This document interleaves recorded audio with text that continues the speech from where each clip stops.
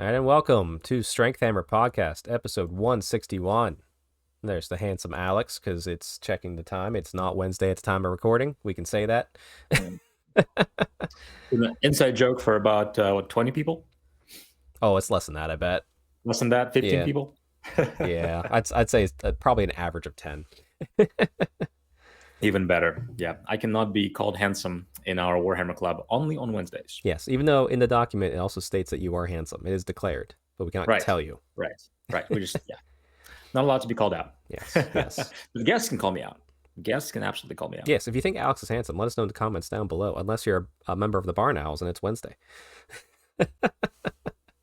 What is the punishment for calling me handsome on a Wednesday? Oh, I have no idea.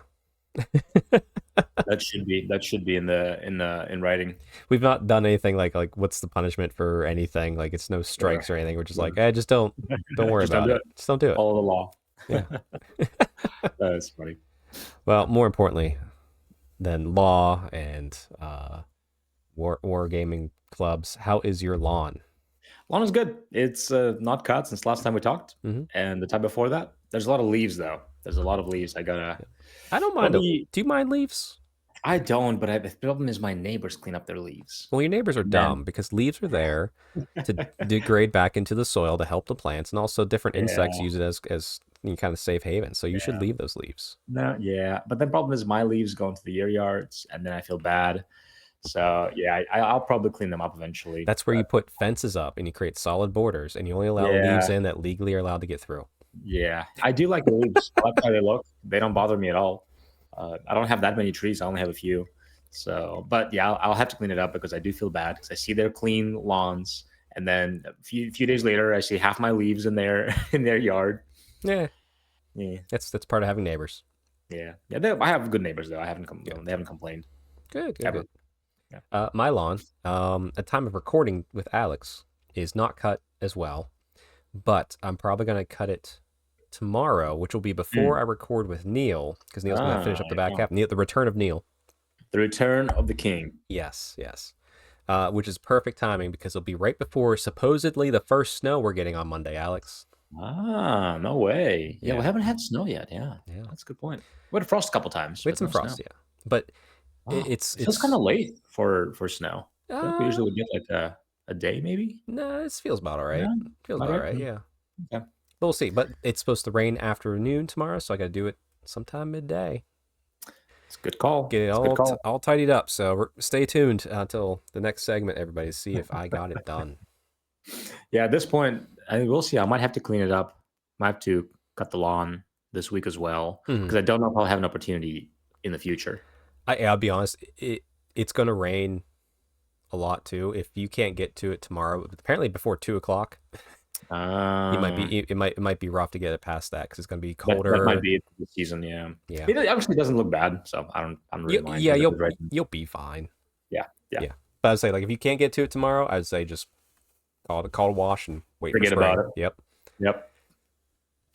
Ooh, perfect. Sorry, I'm excited for not cutting the lawn. I'm also a little sad because we won't get to talk about it. We won't. I know we're entering that phase again, but we will get to talk about shoveling snow. A little bit. Yep. A little bit. At some point in the future. Very true. I wonder what kind of winter we're going to have. Because last year was a surprisingly, relatively heavy snow winter. For PA, at least. Yeah. Everything I've heard is it's going to be even worse.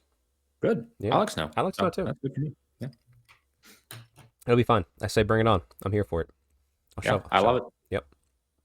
But anyway, slight bit of news happening right now, time of recording. Oh, that's right.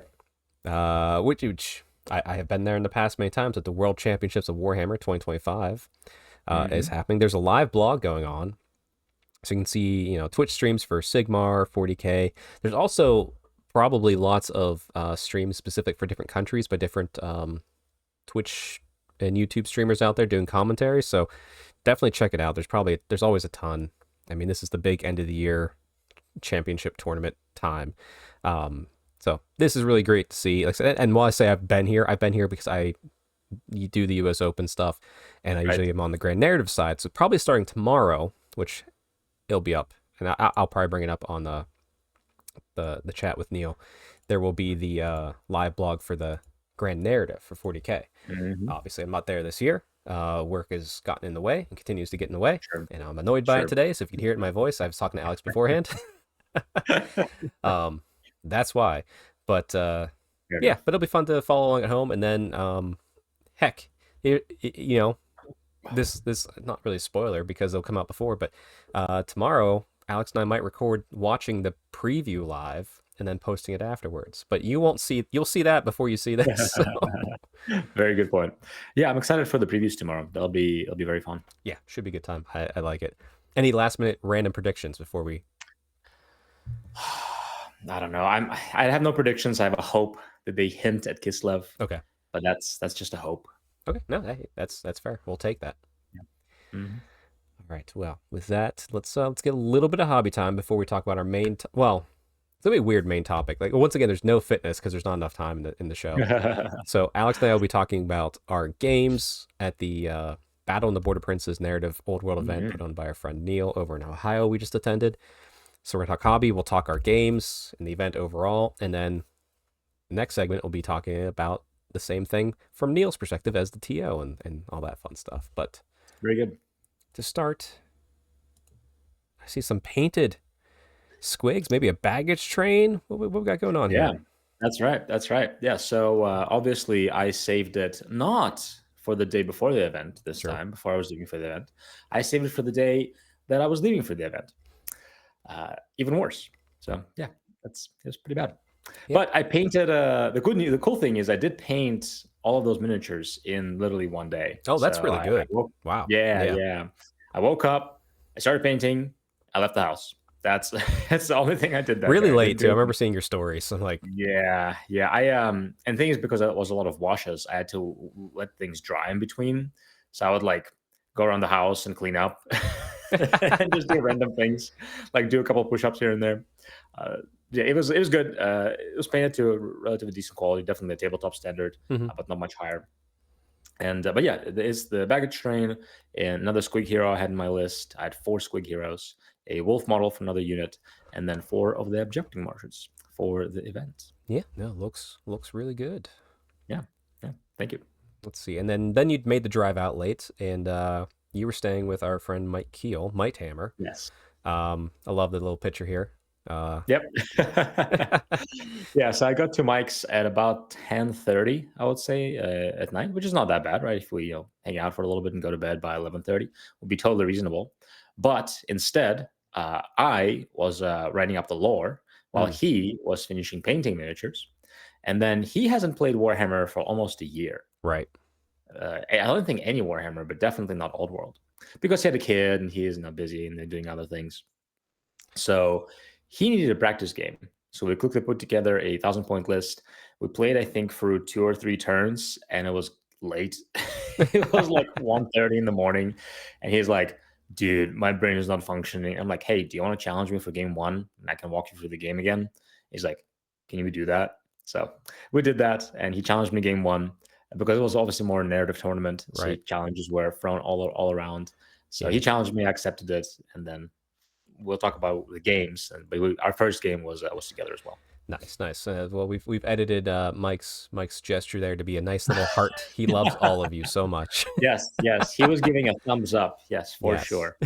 I was I'm gonna draw a little heart on it. That'll be fun. Yep, beautiful. I love that. All right. So, and then this is a little post-event fun. Last night at club night, just to mention it, Mhm. I got a game in with Brad. Yeah. So he brought his same list he took to the event that we attended, and I had put away my list, which we'll show off here in a little bit. List the army, and I brought out my Tomb Kings. I just threw stuff together, and we had a good time. Yeah. Yeah, I love it. It was fun to get the Tomb Kings out, wrecking some face. Just kind of, boy, the Casket of Souls is still really good. Good. Is it like more reliable to cast? Is that why it's good? It's a bound level item, and it's just he's low leadership, so it's one ability that he has to roll leadership, and if he beats it, doesn't do much damage, but if he fails it, could Sure. potentially do a lot of damage. And since Got it, his was low leadership and had no real armor or Mhm. and minimal like past armor saves, it was able to do pretty well. To his monsters, right? Actually, too, is the infantry. But his monsters, Oh, I was actually taken out with shooting and just like hmm, what I had. So nice. yeah, his list was a pretty tame list, and we were trying to play at the event too, but we just realized Sure. there's some other matches we could have, and him and I could play like we did last night. So Right. Right. Looked like a fun game, and looked like relatively close. yeah, it was relatively close. Like I said, I probably eked it out just by a little bit, I'd say on points, Mhm. but yeah, still a good game. Fun. I like But it. speaking, all right, into the event itself. So let's whoop, that hit the wrong button. Anyway, the event itself. Here's back to us. So overall, Alex, we were going into this event. You were going for a hobby award. I was going for a narrative award. Yeah. Kind of loose goals. I also, I guess my one goal was to not get 0-5 two events in a row. I didn't know it was your goal is not to get on fine. Like it was more of a personal goal. I was okay if I did, but I was just like, Sure. I definitely need to see what I can do to win.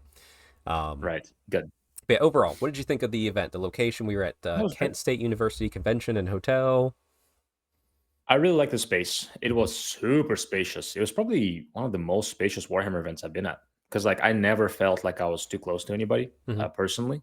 Um, so yeah, it's very very spacious. I really liked how open it was. It was fun looking at other games, but honestly, I think we were always doing things. I didn't even really get a chance to look at the other games besides very Yeah. briefly. Yeah, I forget. I mean, they had like an Apocalypse game. They had Marvel Crisis Protocol for a day. I think 40K. But yeah, Mhm. we were just like, there was what 12 people at the event? Maybe no. Was it 13?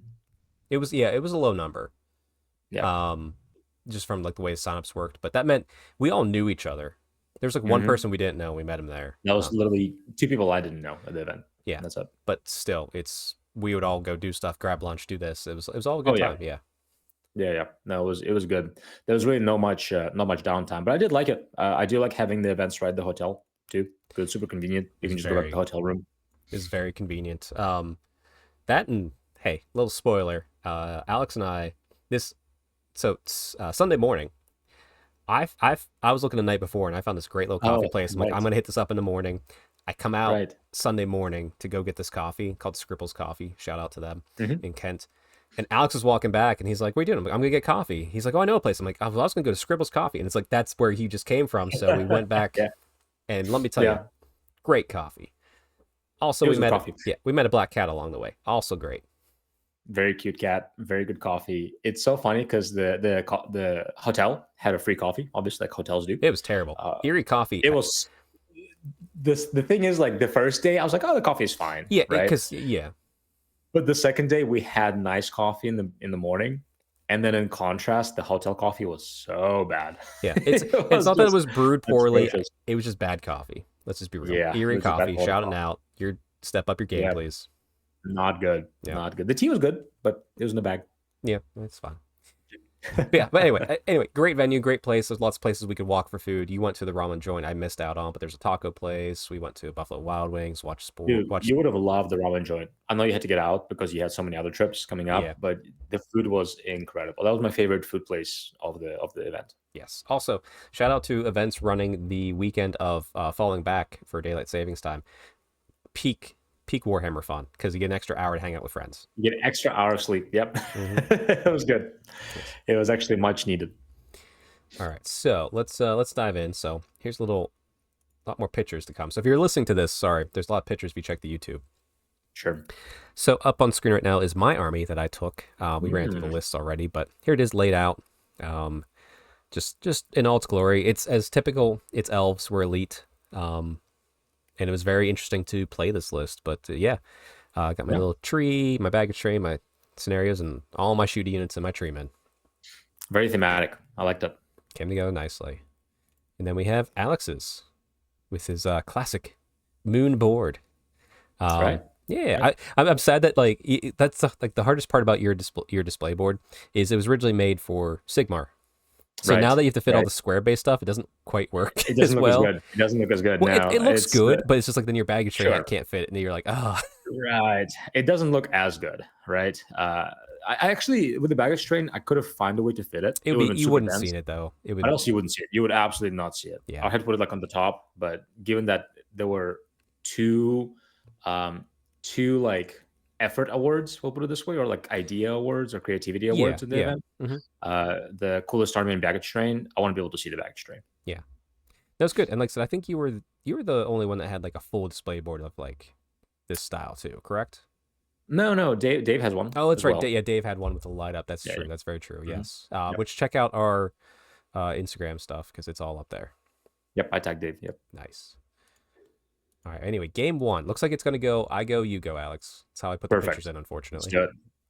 So my game one with our good friend and semi-regular host Cole. Mhm. So I challenged him. So my narrative was against Bretonia essentially, and as an elf who can't see the difference between any humans, I decided to just challenge every human I could. So Cole's up first. I haven't played him in a while. He had his Empire. I think it was Renegade Crowns. I think is what he was running. I'm not quite sure. No, I don't think he was running no, it Renegade wasn't Great Crowns Crowns. yet. Yeah, it No, was. it was just regular. Yep, but we Was it null? It might have been null. might have been known. I'm not sure. Yeah. Regardless, we set up. I to be fair, there was multiple missions, and we would roll off to see which mission we'd got. I can't remember what missions we were playing. There was a lot. There was a lot going on. I cannot remember any either. Yes, but most importantly, there was table effects. There was a chart that we went Yes. through. So that is the one thing I do remember each game. So me and Cole forgot about this the first half of the game. Then we rolled for it, and it was the +1 to cast, Yep. which really wasn't going to matter too much anyway. Sure. Because Sure. we were either woefully high or woefully low. But as you can see, his nice big core of his strength is in the center. I really don't have a center besides shooting and a treeman. But we had a good game. Good. I was able to. I did. I did not end up shooting off his entire cavalry minus his heroes in the Wow. unit. Okay. There we go. But it took everything, and I also managed to get. I got my secret mission, which was to kill something of unit strength 10 or more of shooting. And there's off on the left here the Cool. unit of 10 archers. So it took 3 rounds for a couple units to do it. Sure. Popped a cannon. Got this cavalry. Sadly, though, it took so much to get through that I had nothing left. That the time he got into me, Right. he was still able to take me down. Like he got my treeman down, and then it was just like Mhm. toughness 3 elves with not much save. I wasn't getting my Yeah. wards fell off.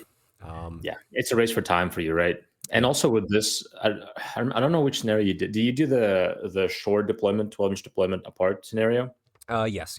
Yeah, for that one, that scenario is so hard to avoid your enemy because they start so close to you as well. Yes.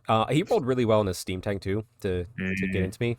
Which surprisingly, I was winning combat against the steam tank. Oh, okay. But Well, once you get it in combat and it doesn't charge you, it's not really doing much. Right. But yeah, and like my treeman, he was trying to kill it because he had a wood-based one instead of like a metal-based Sure. one. Sure. And shout out to Cole because like he had a lot more narrative. And one of the awards was the most narrative player that you play throughout the whole weekend. Cole won this for me just because Nice. he did. There was lots of moments where I would do something kind of narrative, he'd respond in Sure. kind, and it was very back and Sure. forth. Like, it wasn't like he wasn't making the optimal choices just to make the optimal choices. It was a very good narrative Right. game back and forth. But Cole won the day because by the time I had decimated most of his stuff and I was down to nothing, he still had 2 full core units of infantry. I'm like, well, I can't do anything about that. Yeah, it's fair. However, my scroll of transmogrification, I turned him into a frog. Ooh, That felt good. Nice. I'm glad it did something. Game 1 too. That's awesome. Game 1, I think he had a level 1 or level 2. Oh, so- sure. But yeah, turn him into a frog for a round, which in the center core block, it held it up for an extra round, just because movement became 1 because the character was inside of it. Sure. Oh, I like it. I wish that scroll was easier to get off. I wish it was cheaper. So One of those you two could buy multiple, but 50 is rough. Right. One of those two things. It should be either cheaper or easier to get off. True. Now it would be fun to just show up and just spam it and be like, all right, and roll for frog, roll for frog, roll for frog. Right. But then like it depends which, if you're trying to be like competitive to it with reliable with it, there are so many armies that just don't bring a caster anymore. Right. So it's like, Oh yeah. Yeah, actually I was probably the heaviest caster army, I think. One of the heaviest caster armies there. Yeah, Abe had a few. Abe had 2 casters as well. Yeah, it's just But there was not many. but I got Well, better. no. I guess you know what, Dave had a lot of casters. Oh, down as a there. vampire counts, yeah. He had like 3. That's at true. least. He was probably the most out of all of it. He was probably the most. Yeah. All right, but yeah, 0-1. Congrats to Cole. It was a good victory. It was a great game. Very good. Now here's you with Mike Keel again. That's Uh, right. more well behaved. We're still gonna put hearts on his hands while you talk, though.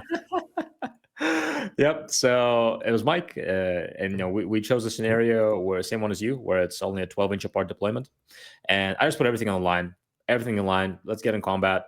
Let's get in the fight. I didn't want to be cheeky because he's Britannia, right? So he has to come to me with his Right. army. Like, you know what? Let's just go for it. He doesn't remember the rules. The Yep. sooner we get in the fight, the better. Okay. But the problem is, he didn't do that. He did not deploy his army right in the 12-inch line. He deployed it further. And I'm like, Mike, what are you doing? What are you doing, bud? Like, why are you so far? Don't you want to get in combat? And then he's like, dang it. Like, turn 3 or 4 of the game, he's like, why did I do that? But he hasn't played Warhammer for almost a year. I was wondering why he's putting stuff so far away. But he should have deployed much closer to me. Right. Anyway, what was crazy for me, though, is I made a turn 1 bomb charge with a Wyvern, and I rolled 15 inches with a Mangler Squig afterwards. Wow. Yeah, it's crazy. I don't, with this army, I think this was the first game. Yeah, I can't think of any other games where I make a turn 1 charge. That's awesome. Yeah, it was really fun. So I made turn 1 charge. I was just gonna go with the Wyvern, and then the Mangler rolled 15 inches. And Well, I think I guess it's technically not a charge, so you still haven't done that. well, no, the Wyvern did charge. Oh, Wyvern did charge. Oh, okay. Yeah. Yes, Wyvern will have to go first in charges, then the remaining moves or the random moves with the Mangler. So I was in his flank with 2 scary units right away, which Yeah. would have been awesome if he didn't keep rolling freaking 5-up ward saves all game. It was ridiculous. I literally did not move out of that flank all game. Dang. Yeah, because like That's crazy. higher strength gives him a better ward. Literally 2 of the highest damage outputs in my army were stuck in that corner, and they were slowly killing units, but they were not moving or progressing at all for all of the game.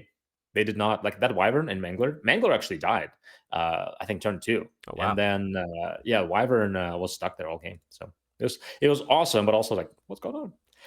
But then he was rolling really hot on his ward saves. Even he was like, I've never rolled this well ever. It was a really fun game, but in the end, just his units took too long to get to me. I managed to shoot him with a Doom Diver. I just don't remember what happened the rest of the game, but I know that in the attrition, I had more left than him in the end. Okay. Yeah, I mean that's the thing. You have so many more models that once you start getting onesie twosies off of him on a few lucky things, and him losing a knight is like you losing 10 goblins. Right. So Exactly. It gets rough, yep. And he kind of positioned. So I positioned at an angle, and he positioned here. So he would bring a few units in, but a few units would not get in. So I was kill one or two units at a time, right? Without any extra support from him. So yeah, it was a teaching game for him. He definitely learned how to play his army better after that. Good. But yeah, it was a pretty clean win for Goblins, despite him making crazy saves. Hey, I mean sometimes it's what you need. Yeah.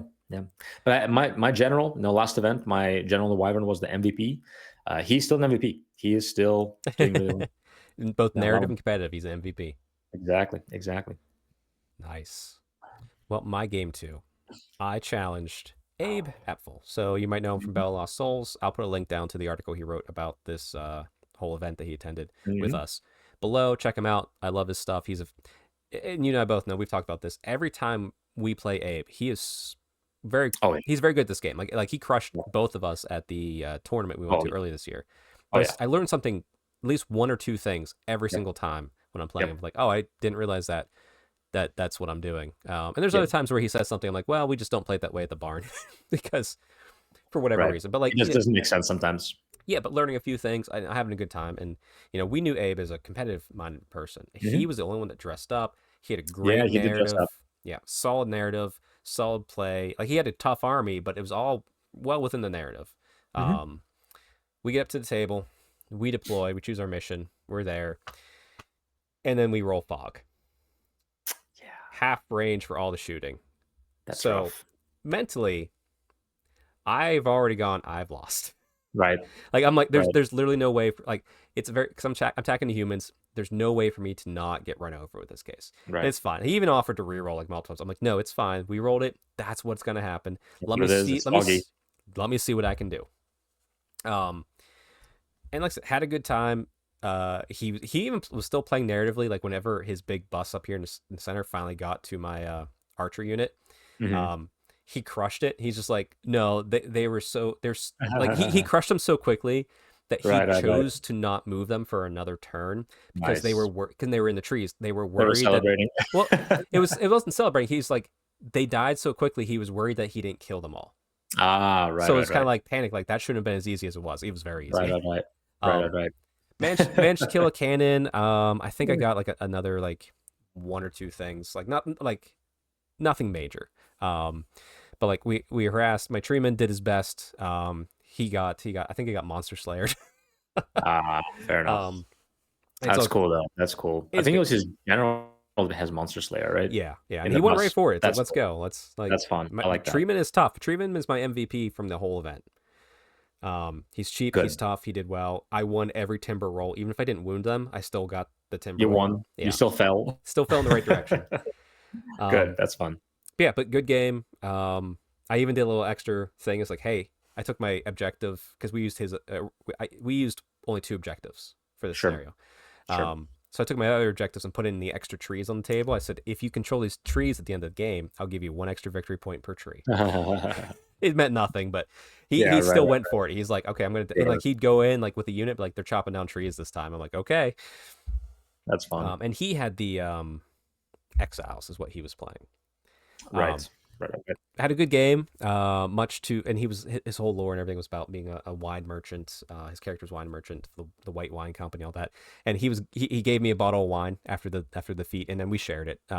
So it was very Nice. nice, class act, very narrative Really play, fun. and actually, what was it? Coolest army vote, one of the Mhm. other ones. He actually got my vote. Not surprisingly, because it was kind of torn. There was him and shout out the other gentleman, Dave, who I played later. Mhm. Dave had a fantastically themed and cool army, but Absolutely. for me, it's hard to separate what Abe was doing with his own persona and everything he did combined with that, which is what won me Yeah, yeah. over. Like that was really close between those two, and like I said, you could flip a coin and any given day I could change my mind. But yeah, shout out to Abe for really stepping up and being like a true narrative play with this. So, Mhm. but yeah, 0-2, not looking good for my chance of victory. Yeah, a few more games. I got a few more games. All right, Yeah. next up, look at that jolly fella. Look at that guy. Look at that guy. So there's Matt, Big M, Big M's Power Hour. Mm-hmm. He great. I mean, Matt is a great friend. Yes. I always any events. If I have a chance to play him, I want to play him. And since there was a lot of grudges involved, I wanted to grudge him at some point in the event, right? Just spend more time with him, Yeah. right? Mm-hmm. And I also was excited to play his Chaos Wars because I remember at your last event, I think. Teyrathi. Oh, was it just to get together weekend? One of We those. we had a Teyrathi, and then I think we just had like a gaming weekend later. Yeah, gaming. It was a gaming weekend, and he brought his Chaos Dwarfs for the first time, and I love Chaos Dwarfs. I just love them. I just like the lore, I like how they look, I like the pointy hats, I like the beards, I like everything about them. So I'm like, oh Matt, I want to play you. I want to play those Chaos Dwarfs, and we played that game. It felt like I was playing 2,000 points versus 1,000 points. That's how it felt. Yeah, I do like the picture of you two, where you're both holding essentially a black orc on Wyvern, Yep. but Yep.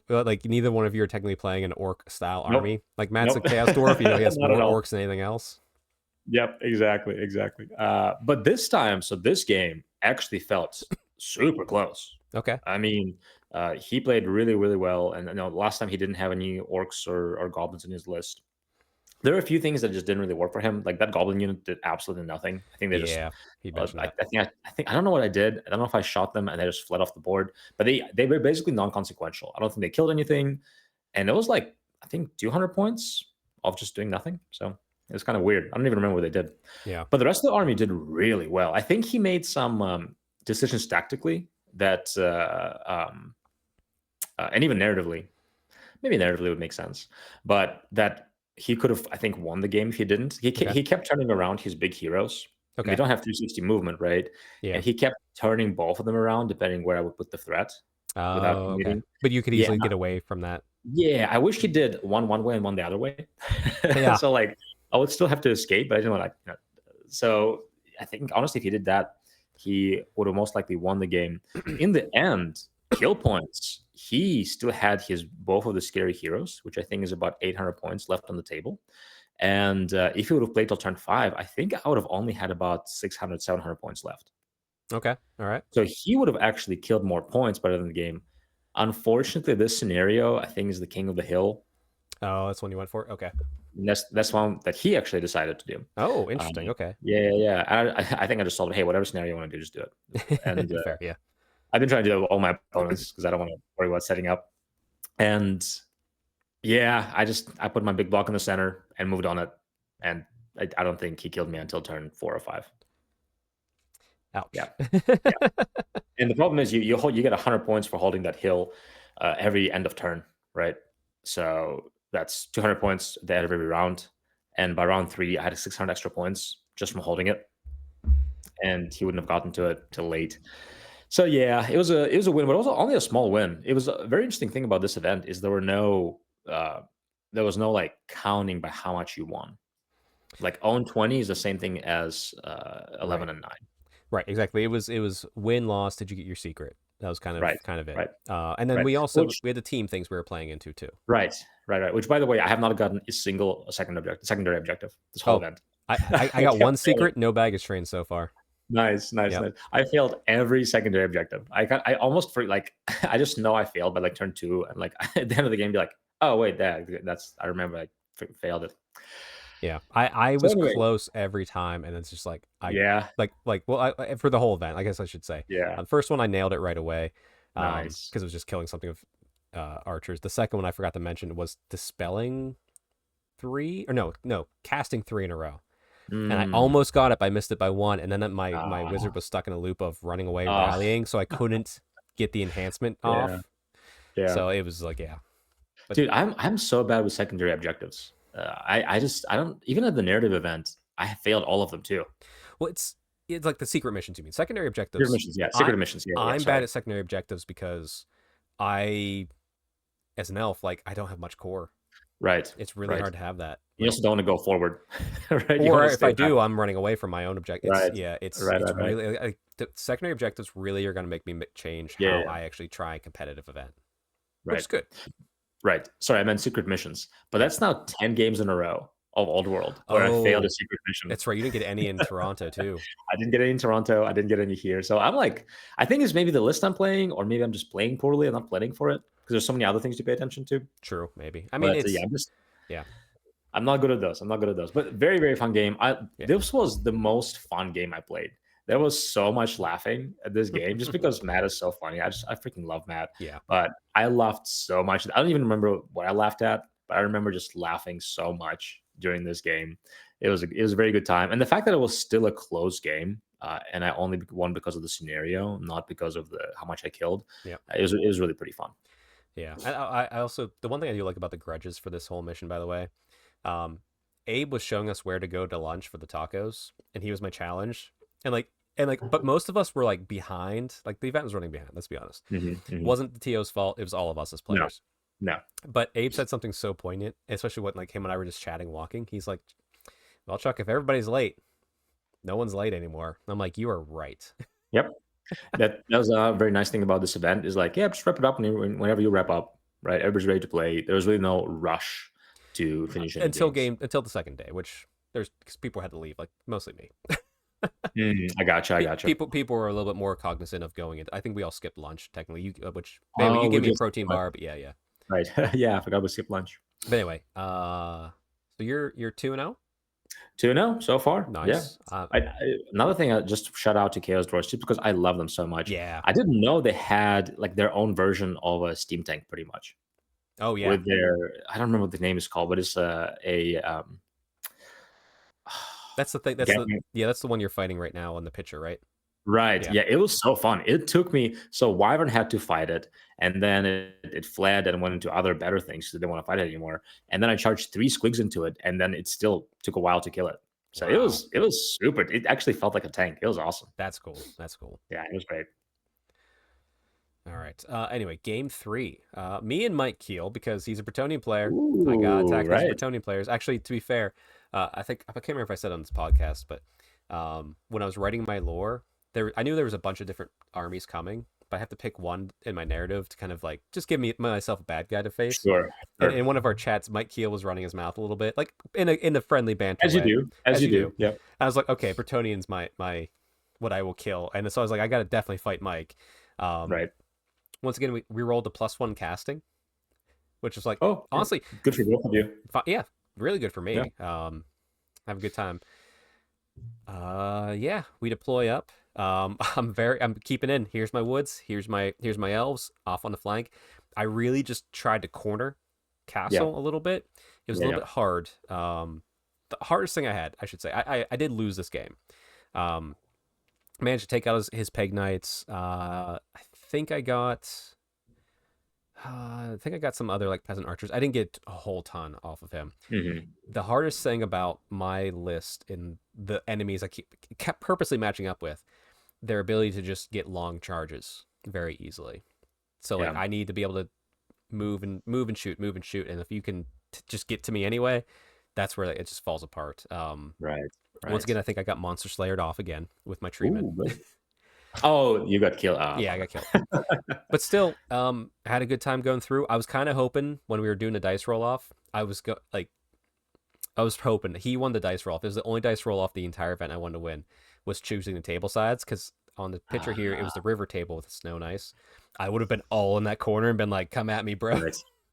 Right. Come for the river. Yeah, but he won, and to be fair, he almost gave it to me. He wasn't thinking about what I would do at all, and for some reason he chose it. I'm like, okay, that is what it is. But you should have gotten his head like, you should want that side. You think it's going to help you out? I was maybe that doing river side, you're gonna have to roll. You're gonna have to roll. Like, I'm looking out for you. You have to roll once. Dangerous terrain test. I was maybe doing a little bit. But also too, I forgot to mention my my character Haladel, my little great sword wielding Glade Lord, or sort of might be wielding Glade Lord. Every time, as soon as the opponent got close enough as general, I would just charge out of the unit and just be like, fight me. And every time someone did. So like he's very hot headed. Also, shooting my bow shot at the start of every game, like that spite shot that we get as wood elves, missed every time. Yeah. Or failed a wound, I should say. I'm like, come on, dude, give me just one. A regular shot, right? It's nothing fancy. It's nothing fancy. Yeah, it should be like a sniper shot, like AP3, strength 5, start of the game. I wish it was like, or at least like, hey, you take this shot, you get armor, you get nothing else. Like, or just like take away, like, or you get regen or something. Like, make it hard, make it so like you start out cool. Make it cool. Yeah, like make your general start out with one less wound. That's a pretty big deal. That's a huge right? Now deal. You're gonna get in your head and like have to be more careful with him. Yeah. That's what it used to be. I wish. But yeah, I failed my secret mission. I don't even know what it was they chose on this one, but he was able to just ransack me, took everything. Complete domination. Wow. But still, I had a good time. Like I said, got a few small wins out of it, so all's well that ends well. But Nice. 0-3, only one secret mission for the day. Okay. Rough start for Wood Elves. Rough start. And then here's you and Terry, which you can see me and Mike in the background. Hey, look at that. Yeah, there you are. So me and Terry, I challenged Terry because I actually never played with him one-on-one. We only played against each other in 2 games, 2-on-2. Yes. But yeah, it was orcs. So part of my small narrative is that my tribe was enslaved to the orc tribe, and then eventually they revolted and killed all the orcs in their sleep by mixing some mushroom in their beer. So I hate orcs, right? And now I go on my little wa liberating all the orc tribes, all the goblins from the orc tribes, right? So obviously that's why part of my lore with Matt was because he had black orcs. So I'm trying to kill all the orcs and liberate the hobgoblins. And with Terry, he has mostly orcs and 1 unit of goblins. So I challenged him. Also, Terry's a friend. So wanted to play him. But we did not have too different of a list. He had 2 Doom Divers. He had 3 Fanatics. Where I had Squigs, he had Boar Boys and Chariots. And our Wyverns were really similar. Okay. Right. His was slightly more fighty. Mine was slightly more tanky, but they were pretty much the same thing otherwise. Okay. Right. So it was very interesting because I never really played against orcs before. Yeah, besides his. So it was a very, very, very good list. The scenario we played had the what's it called? Special feature in the center. Right. So you cannot cross through it, which is impassable. And that's about it. We rolled the fog for this one. So gotcha. all the distance was halved, which impacted him more than me because I only had one Doom Diver and he had two. Gotcha. Right. So all of a sudden, his target choices were much more limited. It's still 30 inches. Right. You're still getting, versus 60, you're getting 30. So you still have plenty of targets, but slightly more limited. But yeah, the game was really good. Honestly, I don't know what I've just been kind of enjoying bomb charging with my Wyvern. Yeah. So as soon as he put his Wyvern in the middle of the table, I'm like, all right, let's go for it. And we were stuck most of the game until mine eventually killed him. To be fair, I was rolling pretty hot for my ward saves and regen saves for the Wyvern. Gotcha. Yeah, because we were otherwise we're pretty much the same thing, same weapon skill, same strength, same toughness, right? Same amount of wounds. He had slightly better weapon, but I was slightly tankier, right? But I just kept rolling really hot on the saves. Nice. So we're in the middle of the table duking it out. The fight was happening all around us. He really made one crucial mistake. And when I sent a unit of squigs on the side, because my squigs can't do anything if they're charged, right? They can only do damage if they charge. Right. So I sent one unit of squigs on the left side, and what he should have done is just ignore them with his big block of 12 boar boys and just keep moving forward. Right. But what he did is he turned his unit of boar boys around 2 turns in a row. Yeah. He did that because he turned them to me. I'm like, okay, I'll keep going behind you. And he turned them again. Hey, he narratively wanted them. He wanted them. He wanted them. But yeah, that if he didn't do that, if he just moved forward, his full march would have been probably like 16 or 18 inches. Thing is, I wouldn't catch him because he would be too far from me. So I was at no threat with my squigs unless they rolled like 17, 18 inches, which is very unlikely. Right. And he could have just cleaned me up from the side, right? Because my left flank was open. Right. Basically, my strategy every time is I have a squig unit. All their job is to distract, right? Right. To make you go after them and buys me a couple turns so I can sweep from the right. There you go. Almost everybody I face, I do that. And yeah, he just fell for it. Hey. Yeah. It's a win. 3-0, right? Yeah, 3-0. I failed my secret objective again. But your Achilles heel for sure. Achilles heel, yeah. But it wasn't I don't think any game I played was 20-0 because he had a bunch of stuff left. Yeah. And I did as well. Oh, the most fun thing about this game is how everybody hates Fanatics, right? Yes. Because they have so much potential. They have just ridiculous amount of potential if you put them right. In our game, his 3 Fanatics killed 2 orcs. Okay. My black orcs, right? And my 4 Fanatics killed 3 of his orcs. So they did nothing. And that's it. That's it. That's crazy. Yep. That's fun. That's all they did all game. So 7 Fanatics killed 5 black orcs total. That's it. Man. Yep. Definitely. They probably made back 10% of their points, 15% of their points. MVPs right there. Dude, it was so funny that the 2 guys who had Fanatics in that game, Fanatics did nothing. They're sleepy. It's okay. They don't want to fight their own. Yep. That's what they're doing. Before we dive into the next day, I just want to shout out that kind of it's an end cap to what started at the Square Based, where we saw Toronto playing to go to the World Series. Mm-hmm. So this night, I know Alex, you went to bed I think a little early, but I stayed like up 11:30. Yeah, but we well right. We went to Buffalo Wild Wings, get some food as a group, and we were watching Toronto try in Game 7. That's Looked right. promising. We were all rooting for him. And then eventually, Alex went to bed. I stayed up with the guys. It was only about 12:30 of the extra innings. But we got to watch Toronto unfortunately fail. It was a close game, from what I hear. It was a good game. It was a very good game. They could have won it multiple times. It's just, that's that high level play. That's what happens. First mistake, but hey, we got to see between 2 events back to back. Got to see the whole season through. It was fun. So yeah, that's. I'm happy for you and everybody who enjoys baseball. You seem like you guys had a good time. Yes, we did. Yeah. Yes. Anyway, and then we got some sleep and we woke up for the second day. That's right. So I hit the gym. I don't know if I put a picture. Did I put a picture? No, not in here. But yeah, you hit the gym. I hit the gym in the morning. Then we hit the coffee place. Yep. Hit the coffee place. Yep. All right, and then my first opponent, I challenged the last full human at the event. So Terry Duval, different Terry, with his Bretonians, and I played him at the event with my high elves long ago, and he beat me. 8th edition or no, this was Drew's events. Drew's event. Yeah, what was Drew's event's called. I don't want to call it Drew's event. Brewhammer, Brew Brawl, Brew Brawl. Thank you, because they have a Brew Brawl. podcast and everything. Go check them out. I'll try and link them down below too. But I have to challenge him, and my Wood Elf list was in his head right away. It was so fun. I did manage to frog his one of his enchantresses. Nice. I love that. I love that. Yep. I scouted with my Way Watchers on the left flank. Bring a picture up here. You can see them over here in the left flank near the top of a table, and we started shooting his Grail Knights because I was trying to kill the biggest unit. Unfortunately, it wasn't the Grail Knights. I didn't ask. I was like, I think it's these. Unfortunately, it was his primary character, which was like, oh well. I was not going to kill that thing anyway. Sure. Super tanky. Yes. So the other struggle here was, guess what we rolled? Fog. Again, but Neo had That's FAQ'd awful. it after that first one.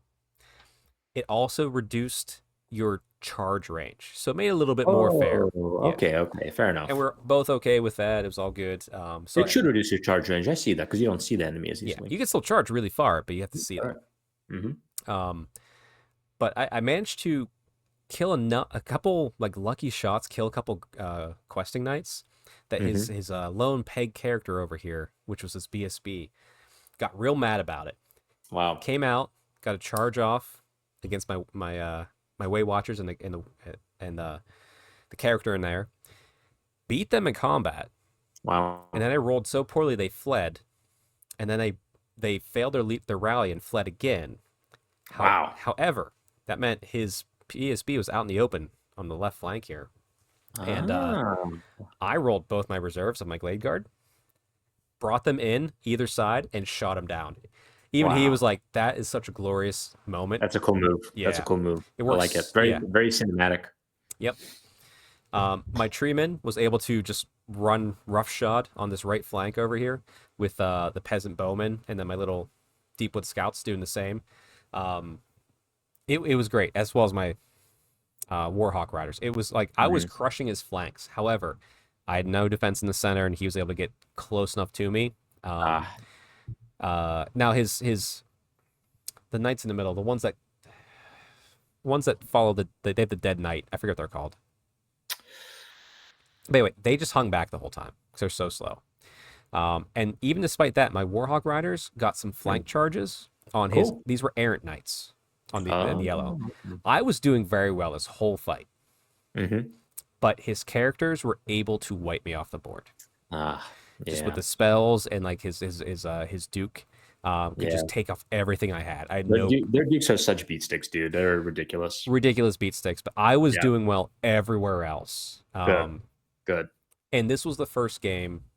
I missed my secret, which was to dispel 3. But hey, it happens. But anyway, was it Dispel 3? Yeah, it was Dispel 3. But regardless, I felt really good. This was a loss ultimately, but I felt really good because this is the first time my army started playing the way it should. It sounds like you really hit your stride with this game. I'm like, I feel what I need to do. I felt like, this is game 5 for you total with this army. Correct. Right? So like you are just now 5 games in. Yeah, it takes a while to just figure out what your army does. Like on average, what are you going to do? But it's like, I'm playing it right. It's doing the things I needed to do. It just felt good. But yeah, I think a lot of people at this event were like this. They're like, oh, I haven't played for a while. And by game 3 or 4, they're like, oh, wait, this is what I'm supposed to do. Yep. Yeah. And once again, my my named character ran out, stopped an inch away in front of his Duke, said, fucking fight me. And he's just like, he was back and forth. He's like, do I just fly over him and ignore him? Like, no, I can't resist the challenge. So it was good. Right. Good. Yeah, he took the day, mostly because I think a lot of the secondary, the objectives he was scoring, and then just being able to kill my center unit, swayed him up above. Do you feel like you would have won the game or had a higher chance if you had the full range? Yes, because I think I would have killed off. I think I've been able to kill off his Duke with shooting, because I would have at least 2 times of shooting, because his no stand and shoot banner was in one of his Errant Knights. So I think I could have killed off his beat stick character. I think I could have won if I had full range. Yes. Wow. Yeah, that really affected you. A couple of games now. Wow. Yeah. I said, it not a guarantee. I won't say it's a guarantee, but I Sure. would my percentage greatly increased if I had an extra 2 rounds of shooting like I should have. Right. Right. All right, game 4. Look at this. There's Wow. so many guns in this Wow. picture. Everybody's playing shooty armies. Look at those Yeah, guns. so many guns. Oh, excuse me. Sorry. Right. Thank you. Snuck up on me. Yeah. I mean, Dave has the chest. Look at those pecs Oh just yeah, popping out. Holy crap. Dave is built. You kept playing behind me every time. I did. I was always Finding you. butt to Terry, except for the last game I You're avoided like, where's Chuck instead of where's Waldo? All right, so my game was against Dave. I challenged him, like, dude, I love your army. I Yeah. talked to him a couple times. I think he was at the last event as well, and he seems like a nice guy. So I'm like, yeah, let's play him. Yeah, And a we hell of can- a nice guy. He even Yeah. I felt bad. He apparently reached out to me to help make sure I got something. He listened. Shout out to a lot of these guys. They listen to the podcast. But Dave heard us say something that had changed on the podcast, and he messaged me. And I'm very bad. If you ever DM me on Instagram, I'm very bad at seeing that request button pop up. Sure. And he's like, "Hey, I DM'd you. Did you see it?" I'm like, "No." No. now we're connected, so I will see it. It'll be my primary. Right. But anyway, yeah, Dave, awesome guy. So right away, I will say before I forget that he was my coolest army boat by far. Yeah, He was my coolest baggage train by far. Yep. Because all of all of his armies light up. His whole army is Halloween themed. He was my coolest baggage train. Yes. Nice. Yeah. Nice. And he's also my favorite opponent because he was just a good vibe the whole time. Yeah. It was just so fun, just enjoyable, right? I mean, I was gonna vote for Matt, but I'm like, Matt is my favorite opponent because I like him as a human. Yeah. Not because of what's happening on the tabletop. Right. But yeah, Dave was doing really good. This was I'm not gonna tell you who won or lost yet, but this was the closest game out of the whole event, right? Oh, nice. Where it could have went to either of us. He played his army super well. Yep. I think he left a few gaps open. That's the only thing I will say. He didn't leave me a couple paths to walk through. Everybody, by the way, I got the picture up. He did Halloween theme for his vampire counts. So trick or treat stuff was everywhere. Cool. See the candy corn, like it was all perfected to a T. Yeah, it was a Halloween weekend, and it was well painted as well. Yep. It was. This is exactly what I personally think of when I look at the coolest army. Right? It's well executed, it's well painted, and it has a theme that's consistent throughout the whole army. Like I said, Abe's extra stuff put it over slightly for me, but if it was a non-narrative event, this is coolest army, no question. Right. Everybody there. And like, bottom line, coolest army is super subjective. Sure, right? It is. Yeah.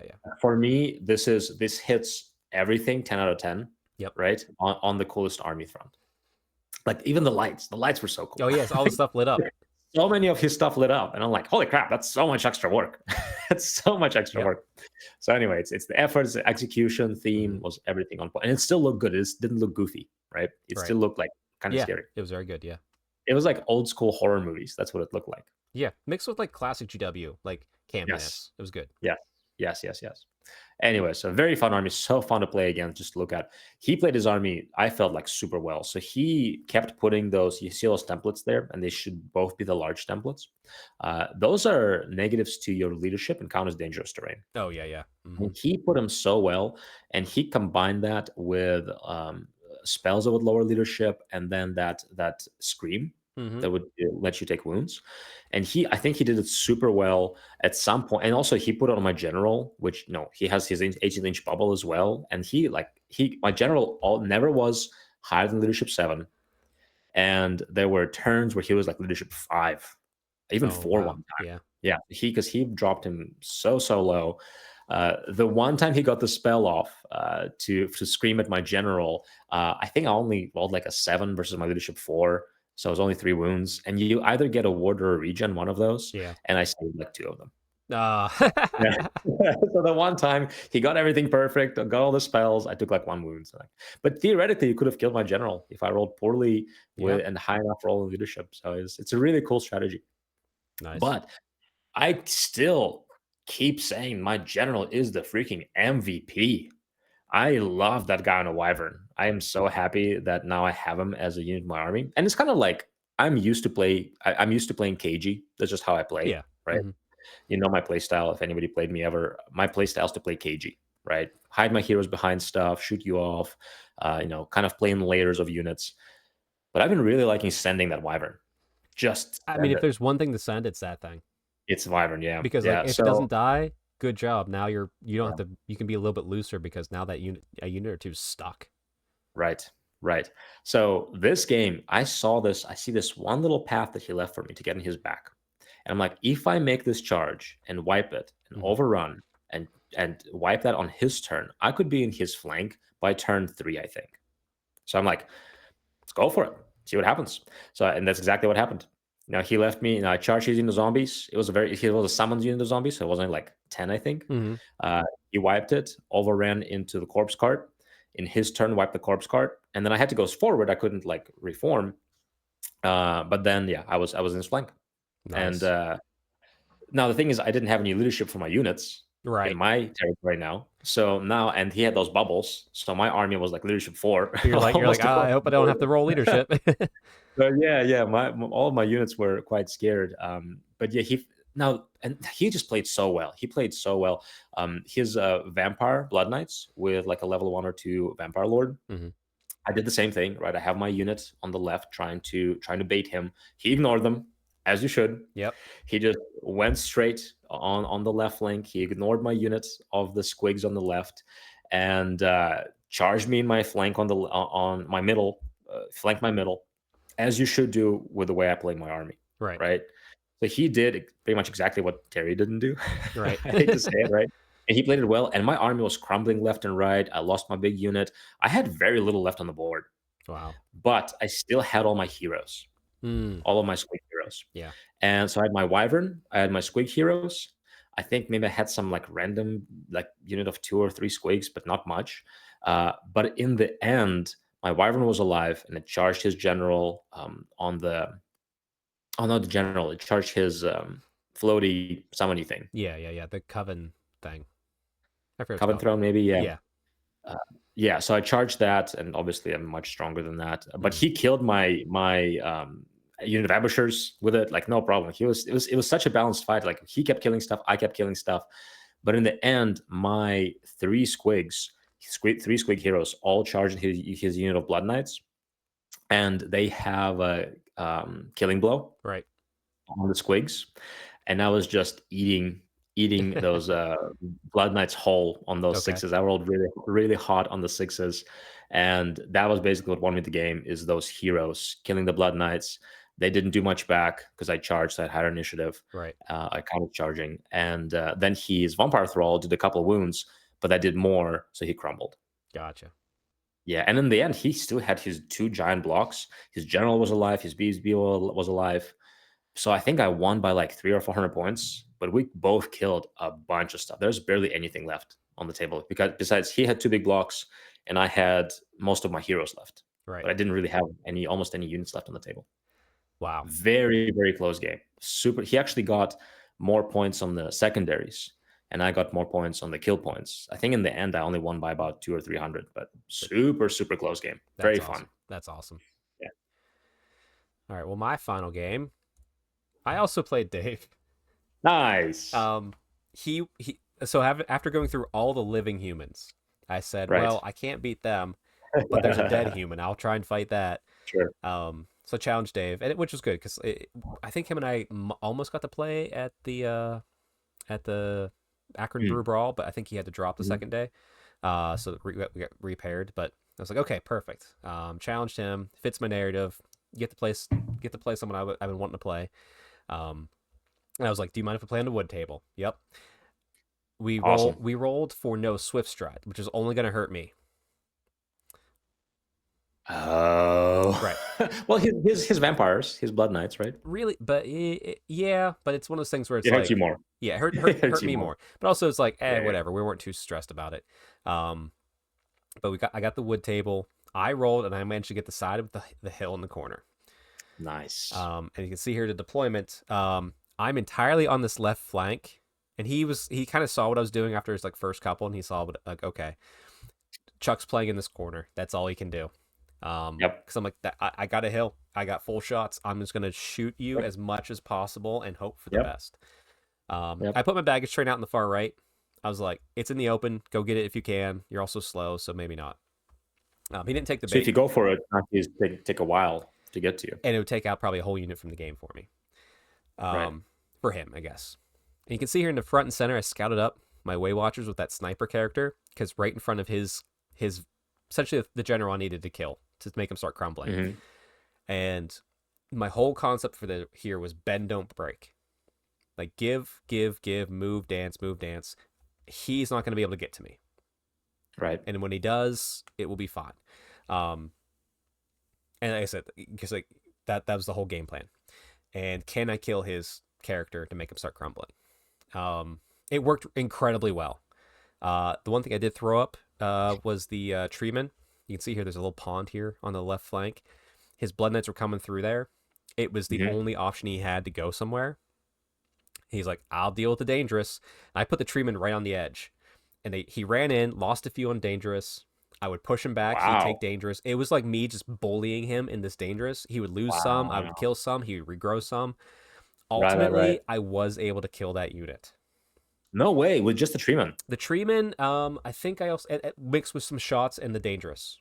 It was a group effort from the table. A good use of terrain. Very good. Exactly, which is like how this army needs to play. I need to use every advantage, including the tape. That Right.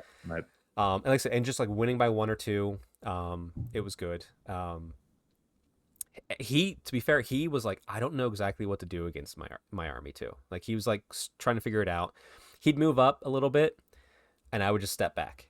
He's like, but yeah, what else can you do? Yeah, he just gotta get to you by turn 4. Hope to win in the last 2 turns. He was throwing up zombies left and right of this baggage train in the back, which I did ultimately get it because I got my Glade Guard in right away, which added to the flank here. Like this whole like half circled flank was like just everything, and I managed to skirmishers too. Yeah, and then he turned them to face the opposite direction, and I managed to sneak between them.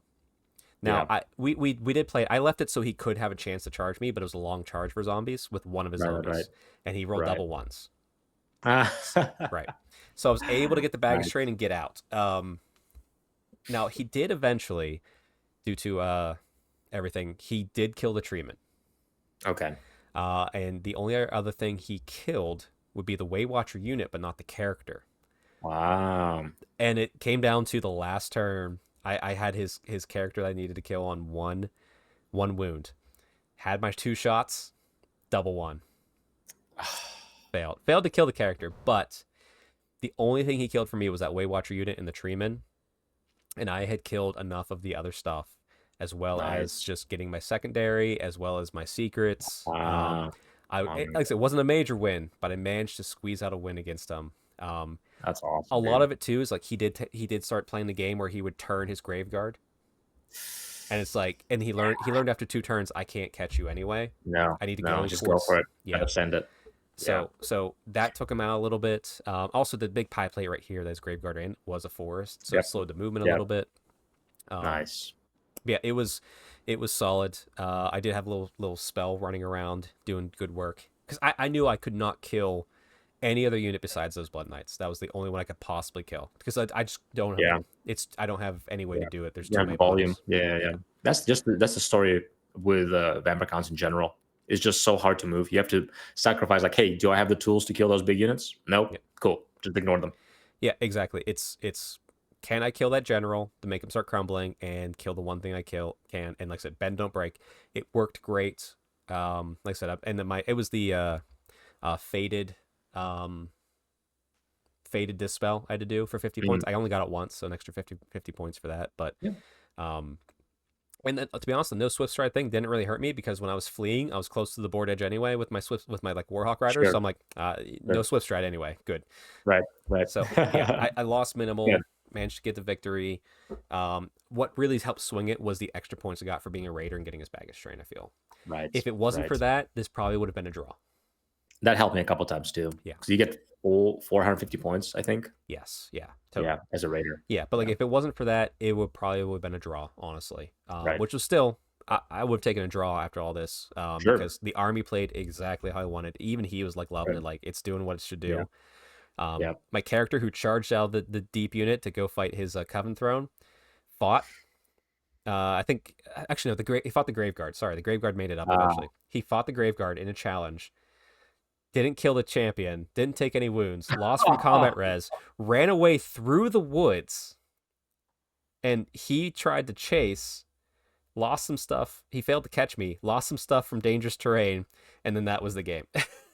That's hilarious. So like, and my Did your character general do rallied. anything all No, game? no. Yeah, he was just there. He was very brave. He was very brave. He was very brave, but yeah, not very helpful. Very brave. But this was the first game where he didn't die because he just fled from the Okay, combat. good. and then he rallied, and he's like, okay, like, all right. Yeah, I'm just gonna stand here, learn my lesson. Yeah.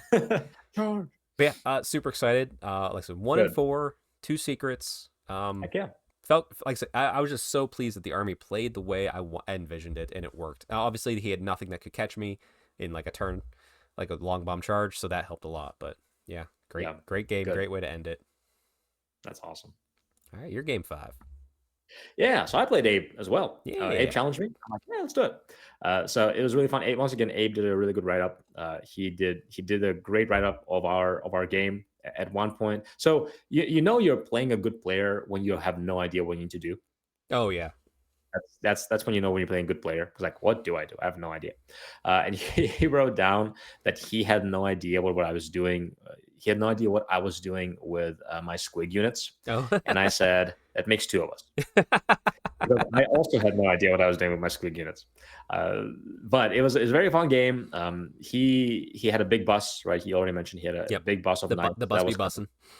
The bus be bussin', La Bus. He had like 1,000 points, I think, of his army, something like that, in that bus, with all the heroes especially. And then he had like the Duke or the Baron, the fighty guy, plus 2 big units of infantry and 2 cannons, a skirmishing mage, and archers. Right? Bowmen. That's pretty much it. The game, I'll say this: I did not get my teeth kicked in as much as the first time I played him. Right. That's good. Let's put it this way. I feel like I played better this time. However, I once again I kind of put my Wyvern right in the open, and I think I don't remember if I charged or he charged, but one of us charged. I either charged and he countercharged, or he charged and I just stood there. One of those 2, and everything really went downhill after that because I lost by 1. I played poorly and didn't position him within my BSB. He needed a 9 for them to be in combat. I rolled an 11. Yep. I fled a bunch. I fled through a bunch of my stuff. Half my army was fleeing. had to roll fleeing because he fled through them. And then and my Mangler was short an inch to make a charge at one point. And the Wyvern eventually rallied. It was in front of the bus. The bus charged the Wyvern. He did a cool thing where he challenged me with his general. So that was really awesome. I whiffed entirely. Didn't do anything to his general. I lost, and then he ran off the board, and a bunch of units in my territory ran off the board. And then the Fanatics did not do much. They did kill a few knights, but not enough. I did bring Kicknick from the back. Nice. And made contact with the baggage train. He shot everything off besides Kicknick. Yep. It's okay. Kicknick charged a cannon. He is a pretty fighty hero for a goblin. Yeah. Did 2 wounds. He didn't flee. He rolled good enough leadership to stay in combat. The combat was on the river. I passed my strength chest. He failed his strength chest, which with the new river rules means you float down the river. Yep. So we got separated in combat. So now he could shoot grape shot at me and kill me. It was hilarious. That's hilarious. Yeah. It was hilarious, but also very sad. Very sad that Kicknick, a hero, couldn't kill a cannon in combat. But what could kill a cannon in combat is I had a random unit of 2 squigs. They were just like kind of, I think they probably lost the combat and they fell back, but he didn't pursue. I don't quite remember what happened. But I'm like, oh, well, I'm going to send them after a cannon. And they managed to kill a cannon. Oh, there you go. Okay. Yeah. Got one. Yeah, so that was good. But yeah, the 1 cannon left with 1 wound. Yeah, pretty bad game for squigs, for the goblins. I think in the end, the only thing I got is a cannon. Yeah. My teeth are still in the back of my throat. Gotcha. From that game. Yep. It was a very fun game. He definitely played more narratively than the competitive choices. He just avoided the Wyvern, right? He definitely could have picked his targets better. He definitely made narrative choices. There's no reason to put a cannon on a river. No, right? other than it's gonna be funny for somebody. I was gonna be funny. The funny thing is it actually did work out for him better that way, but he Yep. was definitely doing it narratively. I But yeah, wonder if you float off the board from the river, are you just counted as dead? I probably, because if you're off the board for any reason, you are out, right? Well, unless you pursue Besides off the board. overrunning. Yeah. Besides overrunning. I would Yeah. say yes, because that means you're just floating down the river now. Yeah. I don't know. Actually, they probably say in the rules. Anyway. But it would take a while because it's only D3. True. So Yeah. he didn't move much. It didn't affect him too much negatively. But it was really fun to watch him roll that. But that's it. Yeah, it was honestly a pretty tough game. Mhm. I think it would have been not close. I think he still would have won. Abe was just a good player. Yeah, it's he's just a solid player. yeah, it's just very hard. He could take a bad list and he would still do really well. I don't think he could take my witch elf list and win. Yeah, well, any list he could actually control. Let's put it that way. Yeah. I think no one can win with my witch elf list other than No, because it's you can kite it too easily. or witch elf versus witch elf. One of them will win. Right. The Wyvern losing that combat, if I put my BSB closer so I could avoid running away, I think it could have been a slightly different game. Yeah. And then if we stayed in combat, you can see that Mangler is right there. I could have flanked with a Mangler. If I would have taken care of his Baron, and then a bunch of my units wouldn't be fleeing because my Wyvern fleed. And then turn 4, maybe I could have charged in the back of the bus with the Mangler and the Wyvern. Right. Maybe. If I rolled better on killing the cannons, right? I'm thinking in a perfect world where I rolled better and played better with the BSB, killed 2 cannons, the Wyvern and the Mangler survived. They charged the Labus, turn 4 in the back, or even in the front. Yeah. I still think what I've lost. I don't know if I played well enough to kill the bus, but yeah, that one roll of 11 on leadership and fleeing from my armies was pretty rough. But fun game nonetheless. I like I said, like you said, playing Abe anytime, I learned a lot. Yep. I learned just a couple new things about how to play this game better, and I did. That's awesome. So, was it 3 and 2 then for you, or 4 and 1? I'm sorry. 4 and 1. 4 and 1. 4 and 1. Yep. 4 and 1. I got 1 and 4. So, both doing pretty well. Improved records from the last event. Oh yeah, for sure. I went. You went 3 and 2, right? 3. Did I go 3 and 2? 2 and 3. 2 and 3. Oh, okay. Greatly improved for you. Congratulations. Yeah. Most improved. Yeah.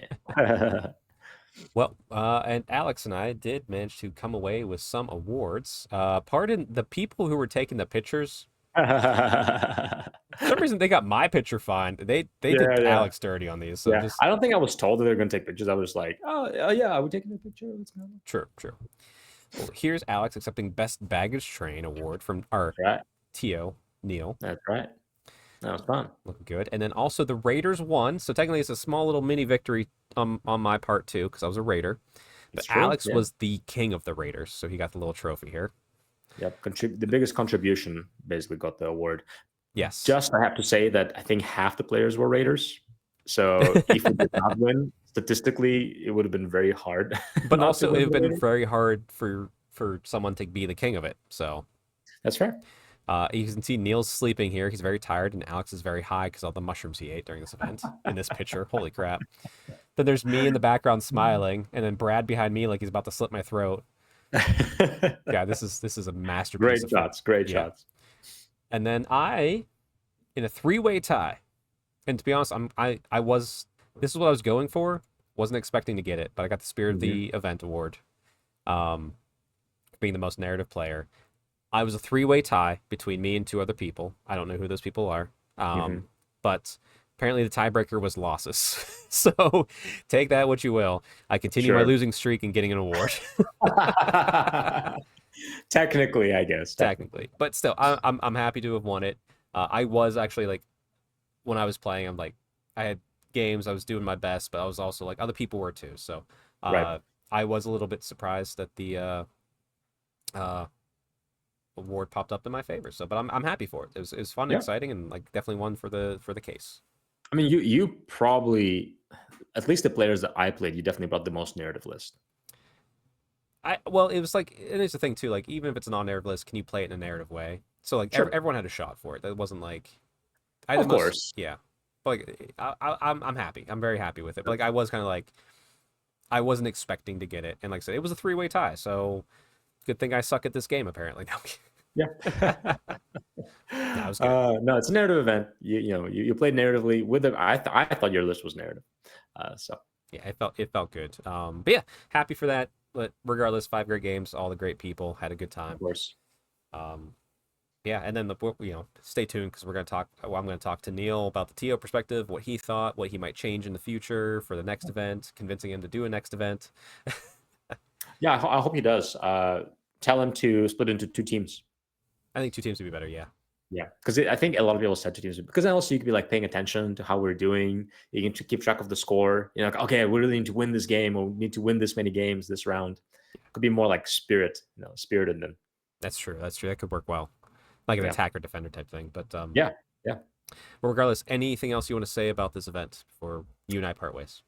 I thought it was great. I really enjoyed it. I think Neil did a good job. Yep. The reality is, I was really looking forward to this event because 80% of people at this event are just my friends, like in real life, right? So I knew that whoever I played is going to be a great game. Yep. Yeah. Great venue, great location. It was well put together. There was actually even vendors and stuff there, which I felt bad. I did not get time to visit them too much. I did. I got a bunch of stuff. Nice. Okay, good. Yeah, actually, there was Warhammer Fantasy roleplay supplement I got. Oh, the old one. Yeah. There was a Skaven supplement. I'm like, I'm just gonna buy it for the art and the story. Oh, actually, I have the Cubicle 7 High Elf one, not because I play that game too often, but I just want the lore in it. Yeah, the lore and the art. And so I'm actually having it by my bedside. I'm gonna read it at some point this week. A little bedtime story. Yeah. Nice. Well, yeah. I'll wait for my thoughts to chat with Neil, but yeah, great event. Hopefully next time we can grow it. Yeah. And I would like to. I mean, we have people from our club that would like to make it. We just haven't had a chance. Yeah, I know Luke wanted to make it from our club. I'm sure we can get other people out like Chris and all that. Yeah, too. So Chris, Tom even thought about it. Mark, Brad's friend Mark, right? Yep. We need to invite too. So no, we can. I think we can get that event to 20 people. I think if we work hard. I think we can. We'll do it. Yeah. But, Very good. All right, Alex. We will see you. Actually, maybe next week. I forgot. I'm traveling for work next week when we usually record. Okay. So unless we record on the weekend, or I might just record with Neil on the weekend, we'll see. Anyway, everybody, we will do our best to get a podcast out for you next week. If it's delayed a week, just check the socials. We'll put it up. But yeah, till then, hope you're enjoying all the Warhammer preview stuff that we'll talk about before this episode. Yeah, very good. Anyway, stay tuned. Me and Neil are going to talk soon. Bye. All right, and we're back with Neil. The return of the king, as Alex said. Indeed. That's what he said. We're going to take it. Actually, the king. I did say that you and I were going to record Saturday after the preview show and stuff, but now actually schedules changed. I'm recording this almost right after recording with Alex, so I have to ask you the obligatory question. Any hot takes for the preview that's coming up before this show goes out? So we'll see if you're right. Oh boy, hot takes for the preview. I don't really know. I'm not going to give you any hot takes, but what I am going to say is I hope that whatever we get for Old World specifically is significant. And I mean significant in terms of something that's going to whet the palate for the future. Because I feel like things like the game itself, not like the rules, not like the new armies, but the game itself is starting to stagnate a little bit. It's getting very. I mean, it's always been a crunchy game, right? But with like facts everywhere, and this is everywhere, and like it's hard to like separate what is the new rules from the old rules that I remember and everything else. And it's like starting to get like, what is happening here? Would love to see some consolidation. That's my hope for the future, but I don't know. I don't believe that I'm going to get that, so I'm not gonna go out there and say that's going to happen. So, well, we'll see. Maybe you're right, and we'll come back to it at the next podcast and figure that out. Yeah. But we also have to know it's been a while, and the winter's fast approaching. So, how is your lawn? In the time that I was gone, I did get one cut in. Okay. Now we need another cut but we just had the old time change, right? Which makes the midweek cut very, very difficult to achieve. Yep. From now on. We're having people over on Saturday, which means that cut's going to happen, and that will officially be the last cut of the year. Nice. We had some kind of crazy windstorm last night, blowing shit all over the place. Yeah. Took my trash cans into my neighbor's yard and everything else. Like all the leaves are down now. So yeah. So it's time to get out there with the mower, for sure. So I agree. As I said with Alex, the final cut for me is tomorrow after this recording. It's going to rain by 2 p.m. and then we have snow on Monday. Oh wow! Yeah. Wow, you guys are getting snow then. Well, I know we're getting snow next week at some point. Maybe it is Monday. Yeah. Crazy. So final cuts before 2 p.m. Eastern time zone tomorrow. Yeah. Once the snow hits, man, all bets are off. Yeah. Yeah. Gotta get the whole. Put the grill away. I gotta put everything ready for winter at this point. So. Yep. Oh, yeah. But hey, anyway, outside that, I know we got some hobby to talk about and your perspective of the event you just ran successfully. But generally, how's things been? What's the hobby been like? It's been strong. It's been very strong the last 3 weeks. In fact, it's probably been the most hobby I've done in quite some time. We've been doing 3D printing. I had to print up something for Cole, which you'll see here in a little bit. I printed up something for you as well, which was actually not for you, but for you to give to somebody else. For me to give to somebody else from you. Yep.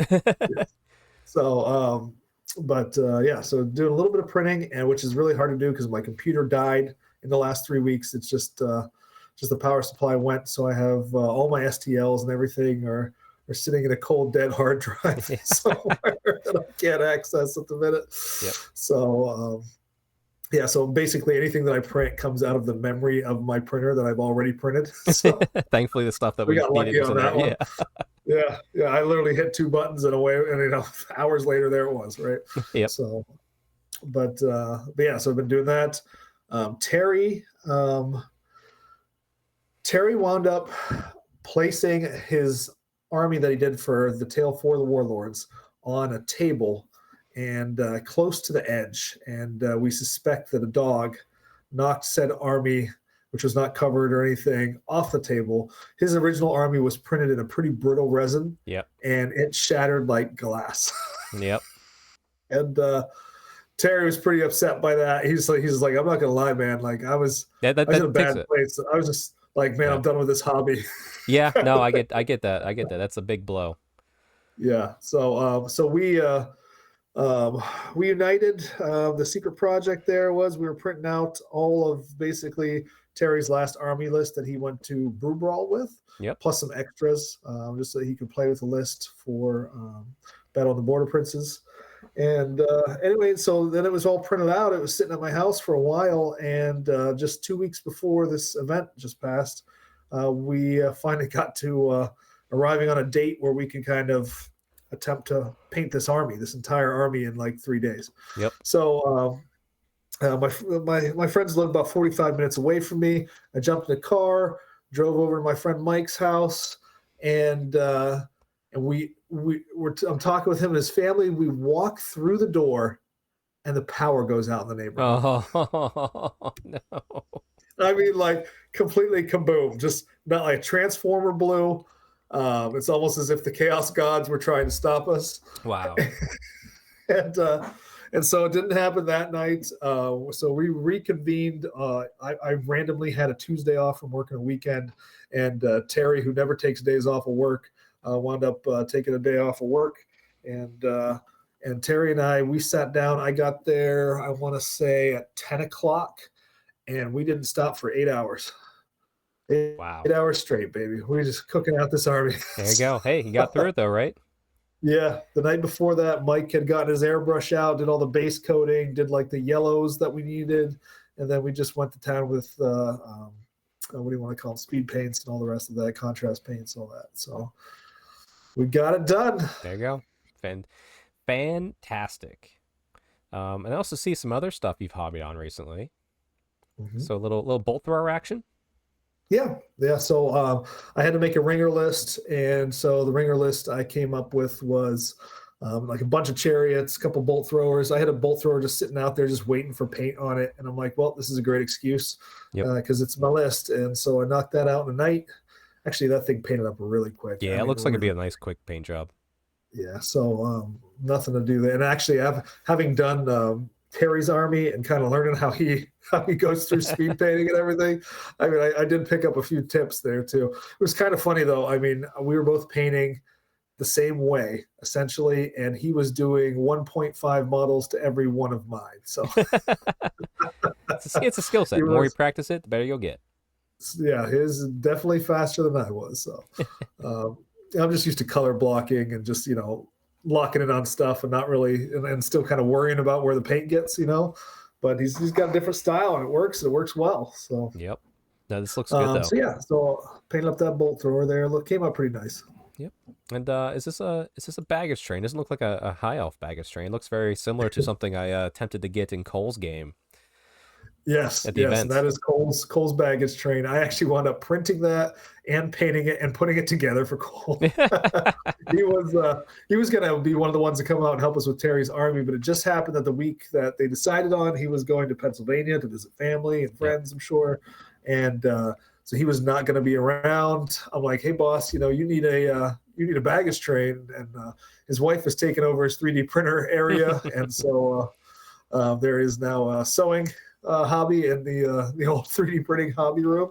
Yep. So yep. I'm like, you know what, man, I'll just print this out for you. I'll paint it up. What are your colors? And actually wind it up. You matched it pretty well. Yeah. Well, it's motivating. I know he got a win off me, so hopefully he'll keep continuing to hobby up that army. Yeah. So I think he had a little bit more fun than he did last time for sure. So. Oh yeah. But I guess speaking of the event itself, let's just dive right into it. So you ran an exceptional old world narrative event. We all had a great time. I think it was, we want to see it grow. I think it was nice that it was so small for this first one. Yeah. But give me your thoughts, like your prep, you're working up to it, and generally how the event went. Like, what's your thoughts on that? Well, a lot of the prep happened, and if you dial back a couple shows back, I mean it's more than a couple, right? But I knocked out the original idea for it a while back, and I kind of finished the pack. I was thinking about making some changes to it, and life just got crazy, man. I mean, absolutely crazy. So I just decided, you know what? I think it's good as it is. Sure, there's some things I could probably do to it to make it a little bit better, but I was kind of happy with it overall. And so like the last week, I know we were supposed to podcast last week, and in the middle of all this, we discovered that my lease, which had 20,000 miles on it, we were at 19,900 and something. And if we didn't turn that baby in, we were going to be in trouble. Yep. And so literally like out of nowhere, with everything else going on in my life, now we have to buy a car, right? Yeah. So that's what I did last week, was buying a car.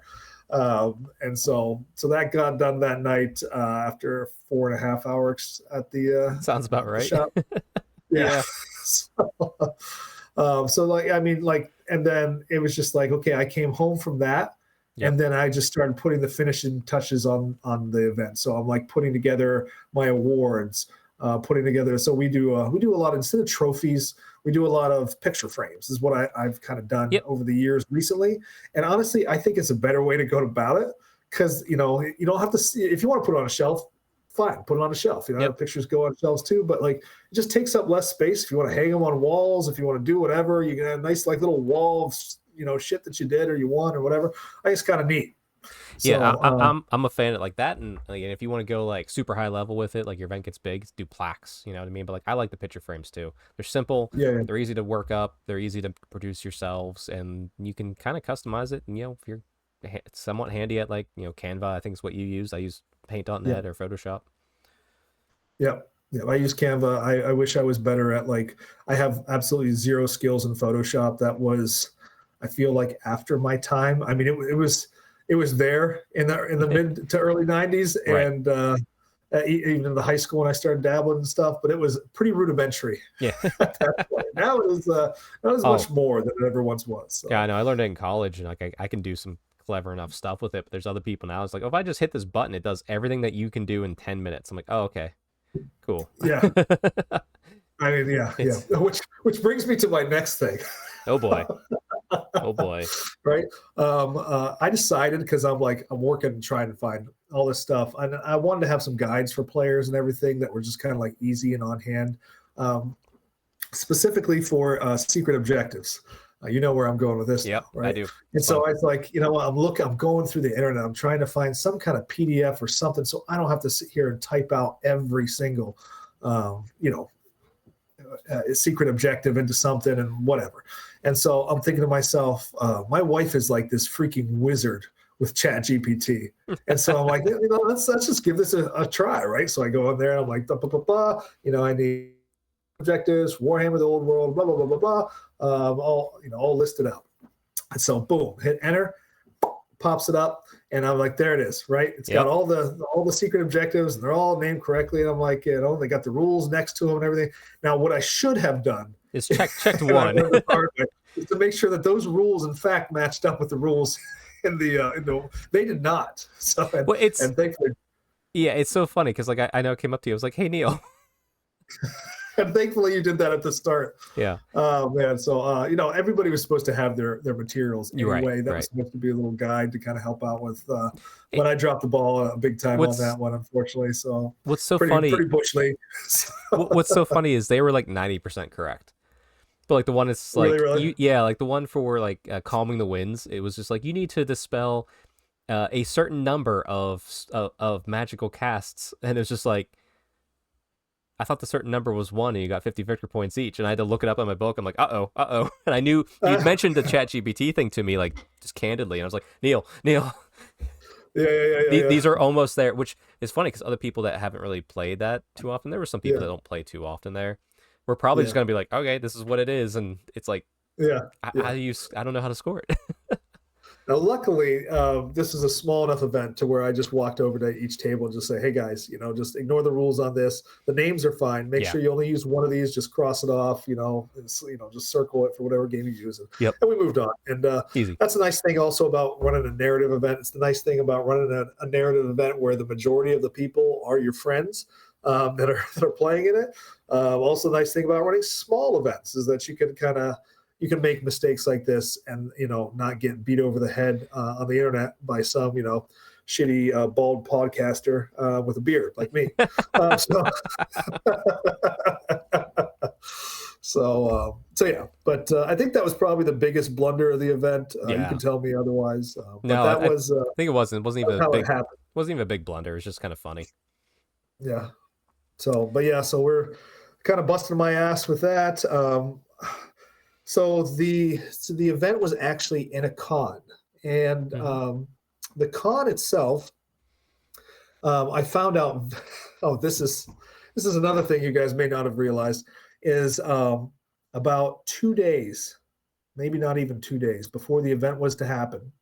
We're kind of going over. Okay, hey, here's what. And I'm finally talking with a guy named Patrick who's overhead of the entire event. Right. I was going through a friend of mine. And he was kind of being the middleman between us. Which gets old quick. Yeah. Right. For that person. And so I'm just like, hey, for the event, for when I get there, you guys are going to have like the mats that I need and the terrain, right? And they're like, I thought you were bringing the terrain and the mats. I thought you were getting them from this other guy who used to run a lot of fantasy stuff. I'm like, no, he was a backup. I was like, I talked to this guy. I'm like, I'll show you the text messages. I sent it. And apparently all those pictures of all the terrain and everything that he had for the event was just a forward from this other guy. Oh, geez. So I was just like, oh, shit, right? So I've got a couple mats, but I wanted mats that kind of looked like the old world. I want green mats. I want mats that look like, Yeah, you don't want the Chaos Waste Sigmar. Yeah, you don't want like a bunch of volcanic maps or something like that. There's only so much you can do with that. It just doesn't look super right. Right, yeah. So anyway, I was able to get mats from them, and they were able to give me a little bit of terrain. And so I started just piling all my terrain from running events in the past up. I was like, oh shit, man, I got tons of terrain. You got a lot of terrain. I got this easy. This is easy. Yeah, you're fine. The only thing I didn't have was hills. I don't have a lot of hills. And so for the next event, I hope to rectify that if and when I run it. That hills would be ideal, considering I was playing a shooting army. I found the one hill, and I won that game. Oh, it was good. But yeah, actually, well, here you did get to do some ringer games too. Let me bring up your army that you have here that you talked about. So Yeah, looks good as always. yeah. So that's been this army's been a labor of love for some time, and so chariot's not the best things in the world, especially not Tyrannok chariots at Yeah. this point. Or even lion chariots, really. I mean, they don't. No Yeah. Swift Stride kills those things. So, but you know what they do is they look cool, Yes. right? And this is a narrative event, and that means a whole lot more than the numbers behind it, right? So, Yep. I also wanted this to be kind of a ringer army that I knew was going to go in and more than likely lose, right? Right. But still maybe give somebody some fun. Yeah. Right? Because Exactly. I don't want it to be so much of a layover that they're like, well, why do we even do this, really? So I understand. And it looks good. Nice, some returning favorites there, like Altharian and your Skycutter. That's the word. yeah. Also, I got to use my Stormweaver on Unicorn in this event. So, which was Oh, fun. yeah, she's right there. Nice to see her. Yeah. And yeah. So like you got, I see one picture. Looks like you're playing Abe in a ringer match. That actually was not me. That was so I did have a ringer Okay. for the event, and he was going to watch the Ohio State game, and so he played Abe, and he played push it to the middle, right? Yep. And Abe, of course, being the very good player that he is, was like, well, we're just going to stop this real quick. And that game was very fast. So John played the first game. I did end up playing 3 games as a ringer. We had one game on the Sunday where one of our guys was still going to play in the event, but could not make that game. That made us even players. And so then I jumped in on that last day as well. Nice. Well, there you go. Couple games while TOing is always nice, especially when they don't matter and you're supposed to lose. No pressure. Yes. That's good. But yeah, how do you think the event ran overall then? Just Well, so I had a plan, and that plan was in the pack, and I deviated a little bit from it. That's the other nice thing about running a narrative event and a narrative event with your friends and a narrative event that is small, right? Is that you can do those kind of things. So I was going to go through some measure of difficulty with making sure that people were paired up into the teams. So everybody got to be on a team, right? Right. And defenders, occupiers, raiders, or destroyers, right? Nobody picked occupiers. There wasn't a single one in the event, despite somebody named Mike, his entire lore being about occupying land. Oh, of course, yeah. He's a raider. He's raiding. Yeah, he's a raider. And I'm like, I don't get it, man, but sure, Yep. You're But so instead, I was just like, you know what? This is narrative. This is a fun event. Why don't we just find a table? Because I was going to accept grudges and everything else. I said, go pick your opponent. Yep. Can't play the same guy twice, or if you have to, you have to. Whatever. I think it might have happened once. We did have 2 people who were signed up for the event and just never showed up. Yeah, that's always weird. That was not even one game. They didn't even come in, give it a shot. Didn't even take a no thank you bite. They must have got that pack and they were like, hell no. I don't know what happens there, but they paid $50 and basically gave it to charity, I suppose. Oh, there you go, I guess. So we wound up with 11 total players, not counting the ringer. Yep. And so then we had a ringer for 4 out of the 5 games. I think people matching up with each other worked fine. Yep. Little post-event feedback, and I'm perfectly fine with it, is maybe for the future having some more, TO-based matchups, pairings, all that kind of thing would be helpful. And just in case, there's somebody there who's just not very outgoing, isn't going to kind of go up to people and say, hey, would you like to play a game, anything like that? Or just like, hey, would you like to match up for this game? And that way that person doesn't have to feel like they have to do that. And I That's get fair. that. That's fair. Yeah, I get that. But overall, despite that, I think it worked fine. So I think everybody had fun games. I know since a lot of you knew each other already, people were able to get games against people they didn't often get to play against. So I thought that was good too. It also ensured that, like, for people like you, Chuck, who come down, you don't necessarily get paired right away with Alex. Yes. In the first game, right? Yep. So that may have happened, but it didn't have to happen. Right. So But yeah, so and then game to game, I think another nice thing about being at a con where we pretty much had this section for the weekend and everything, we didn't really have a capped time limit for our event on Saturday night. Right. So the timing of the event and everything, I didn't quite stick to as like, really harshly, like this was match play. Right. So I'm just like, guys, just, if you try not to go too long, we want to stick to somewhat of a schedule. We want to make sure people are getting lunch, things like that. But, I kind of walk by tables and I say, hey guys, we're at time. Just try to finish up, do what you can and kind of, conclude your game. Because I didn't want you to not get to play your game fully through. I think that sometimes that's a bummer. But especially if one person's playing slow or whatever, we all know that issue or whatever. But sure, at this kind of event, like that wasn't going to be an issue, right? So just like, get as much in as you can. So that worked out pretty well. The second day we did stick to a schedule a little bit closer.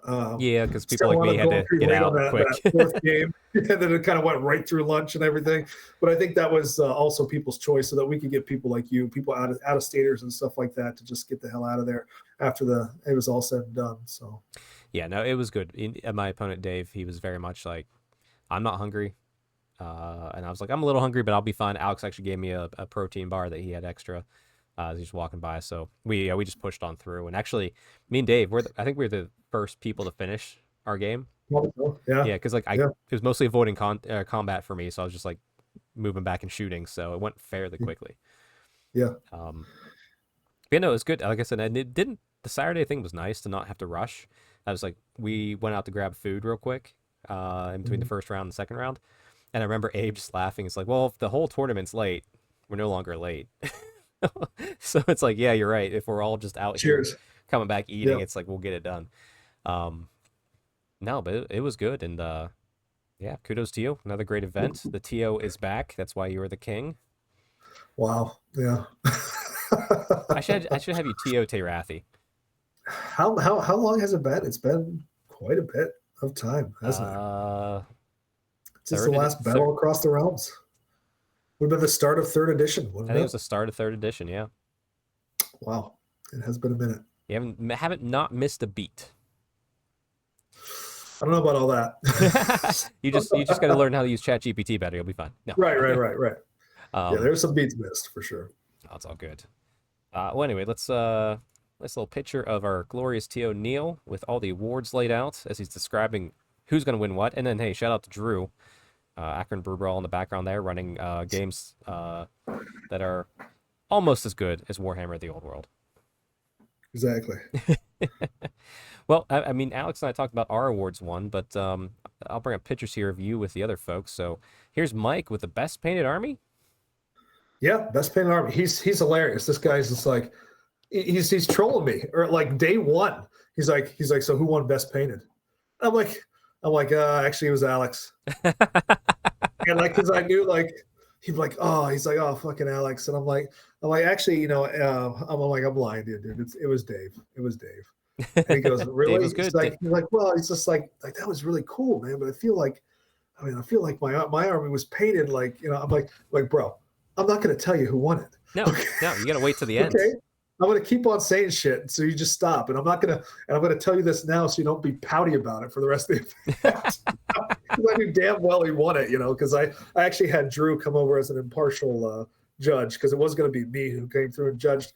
But right. I was just like, I know so many people here. I don't want to be the guy to do this. So I was like, Drew, and he knows all of us too, but like, come over here, see which one you pick. He picked Mike Keel's army. By the way, I would have picked Mike's army as well. It's fantastic. Yep. It's just, if you get close to that army and just look at it, the Bretonnian armies in general are just a joy to look at. Yes. Period. If you're even just a competent painter, much less a very good one, it is just the shading, the blending of everything that he does. He did a lot of airbrush on that and everything too. It's just like, I don't know, man. I would love to have something like that. What a possession, Oh yeah. But yeah, it was very good. But I will say too, the hobby quality at our tiny little event was awesome. I did not have a painting requirement. Every army was painted except for Like a one. few. Well, I think Cole and Cole and Matt had a few units that they were still Cole, working on. Matt, and Terry had a couple units. Yeah, Sure, Terry didn't finish a couple as Okay. well. But for the most part, I would say like even those ones were 90% of the way there. Yeah, like you can tell they're gonna look great once they're done. Yep. And that's why I did this, because you know me, I'm like get it painted or don't bring it to my event for the most part. Right. But with Old World, the demand on painting I feel like is higher than some other game systems. I think it's higher than Age of Sigmar. The model count is just generally bigger. Generally bigger and it's every army, right? It's like there's not like even a high elf army, at least 60 models. Unless you run something Maybe like if I you run 2 dragons, it's less. Yeah, you know, or like a lots of cavalry can get pretty low, but yeah. Sure. But still, I count cavalry. I can't count each cavalry as 2. You got the horse, you got the guy. You're very true there. That's very true. Yeah. That's 2. So still counts as 2. Yeah. But yeah, so I was really, really pleased with the hobby. We also did an award for best baggage train. Yep, that was the one Alex won there. That was Alex. And again, the hobby on the baggage trains was incredible. So happy to see what everybody did with these. So you had, your standard carts and stuff, and then you had David's army with the pumpkin, with the LEDs and the pumpkin on the cart and everything. He's got like the bowl of candy. He told me this is the bowl of candy, and he's got a little sign there that says, "Please, the dreaded, please take one." Right? It says, "Please take one" on it. And they're actually tiny ass little candy bars in the bowl and everything, which he got off of Etsy. I mean, just absolutely incredible hobby there. Alex is he was showing me, he's just like, look at it close. And so I started looking at it close, and just the things that he had done and basically made out of scratch on that as well. Really incredible, labor of love with it. Yeah. I mean, if you look at Mike's had the guy with the coconuts from Monty Python, and he was his lore was it was just one guy with a backpack, because the backpack was magical, and anything they needed they would just pull out of the backpack. Yep, no matter what it was. Yeah, it was quality. Yeah. So that was really fun. I'm glad everybody embraced that too. Mm-hmm. No, it definitely went well. But yeah, next award. Got Abe here, and I gotta zoom in a little bit. What's the award he won here? Abe's award. Man, it's a secret award. Oh, super secret award. This award, by the way, I did not know I was going to put into the event. It was not in the pack. That's why I said shh, it's a secret. I didn't think I was going to put this thing in until the night before. I threw this thing together and made it, because all I was recording really for wins and losses was team wins and losses. So did you win? Yep. I always asked everybody, did you win? Did you get your secret objective? Yep. Right. And so it's a secret award was going to always go to the person who got the most secret objectives, and place with the tiebreaker being the most wins. Right. Yep. All right. So we did have an award that was where the tiebreaker was the least amount of wins. Yes. As we'll talk about later. Yep. But I didn't want to completely poo-poo people's ability to win, right? That's and fair. all that. That's fair. Yeah. Like it's a narrative event, and I think everybody played in the spirit of that narrative event. When you're playing narratively and you're asking people to read the room and bring things that you normally wouldn't bring, maybe, right? But I wasn't going to stop anybody from, like, if you wanted to bring the balloons, then the hell with it. Bring them. That's your fun. Do it, right? I'm not going to stop you from doing it, but. And I wanted to reward people who did win their games with something as well. So not only you might see a little bit later some trophies as well, but we can talk about those in a minute. So no, but yeah, I mean, still, secret missions aren't necessarily easy to get. Like there's some of them that you're choosing are still kind of, we'll see if I can. So it's still an impressive feat. I like it. I like the secret award. I like that you kept it face down so that everyone knew there's another award, but we have no idea what it is. Yeah. And I hinted at it. I definitely hinted at it when we were doing registration, right? So, but yeah, so good on Abe. He got all 5 of them, 5 of 5. Yep.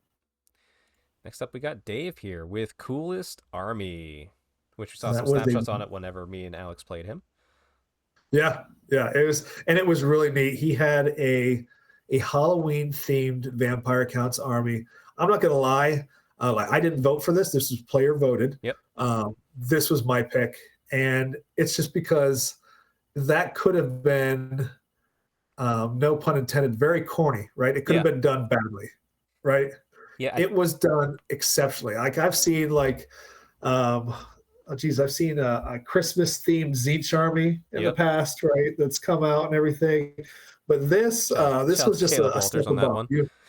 You had Blood Knights, who were basically like the Headless Horsemen. They had pumpkins for heads. You had their lances were candy corn on the end, painted as candy corn.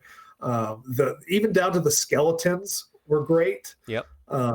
I mean, it's a joy. Like I thought it was just a joy, especially the fact that we were doing this a day after Halloween. Yes. Right, and that's where it's at, right? Yeah, it hit the perfect like bit of campiness that made it fun. Right. Yeah. Yeah, without being like really just not done well. It had to be done well, and it was done so well. So that being said, you are always going to have to bring your best game and probably something extra to beat Alex's army. And he just clipped, I think, by 1 vote, Alex's army. Wow. So, yeah. That's fantastic. That's awesome. Yep. Well, we do know Alex won the, I guess, King of the Raiders, first place of the Raiders award. Right. Yeah. So this is where I was. So it was a team victory, right? So the first thing is like these trophies I didn't even know I was going to have.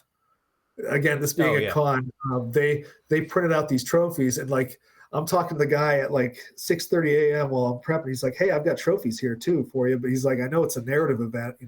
Could you use these?" I'm like, "You give them to me, and I'll figure out something to do with them." Yep. Right. So this was another way to kind of say like, okay, so your team had the most victories, and let's give it to the guy who contributed the most to those victories. Which, by the way, Destroyers won. Destroyers won. I thought Raiders won. Was it Destroyers? Raiders. It was Raiders. He's Raiders. It's Raiders. Yep. Man, I threw away my event pack. I can't remember.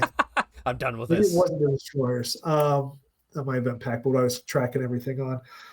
And after I did, I was like, shit, I probably need that for the podcast. So I think Defenders was second. Abe had the most wins for Defenders, so he got the silver trophy. Terry got that actually.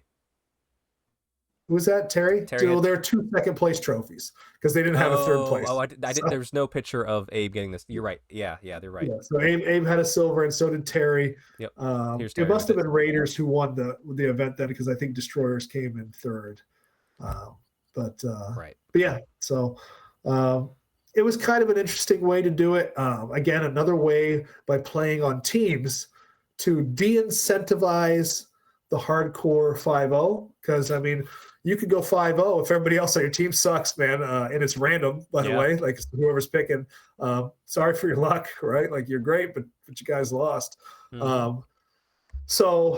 But again, you still want to win your games. You still want to play hard and everything else. So that was kind of the like, let's de-incentivize the hardcore stuff, but still like make winning important, right? And say, which was a good balance.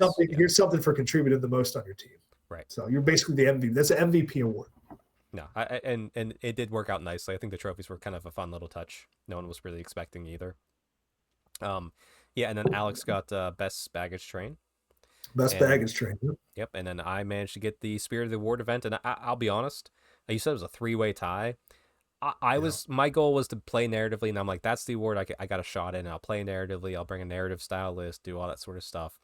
Even with all that, with the games I was playing and how people were playing in the spirit of it across every single table, I was like, I wasn't expecting to win it. I was like, someone's going to win. It's going to be great. So I was still thrilled to get it. Well, let me tell you this. That 3-way tie was 2 votes, 2 votes, 2 votes.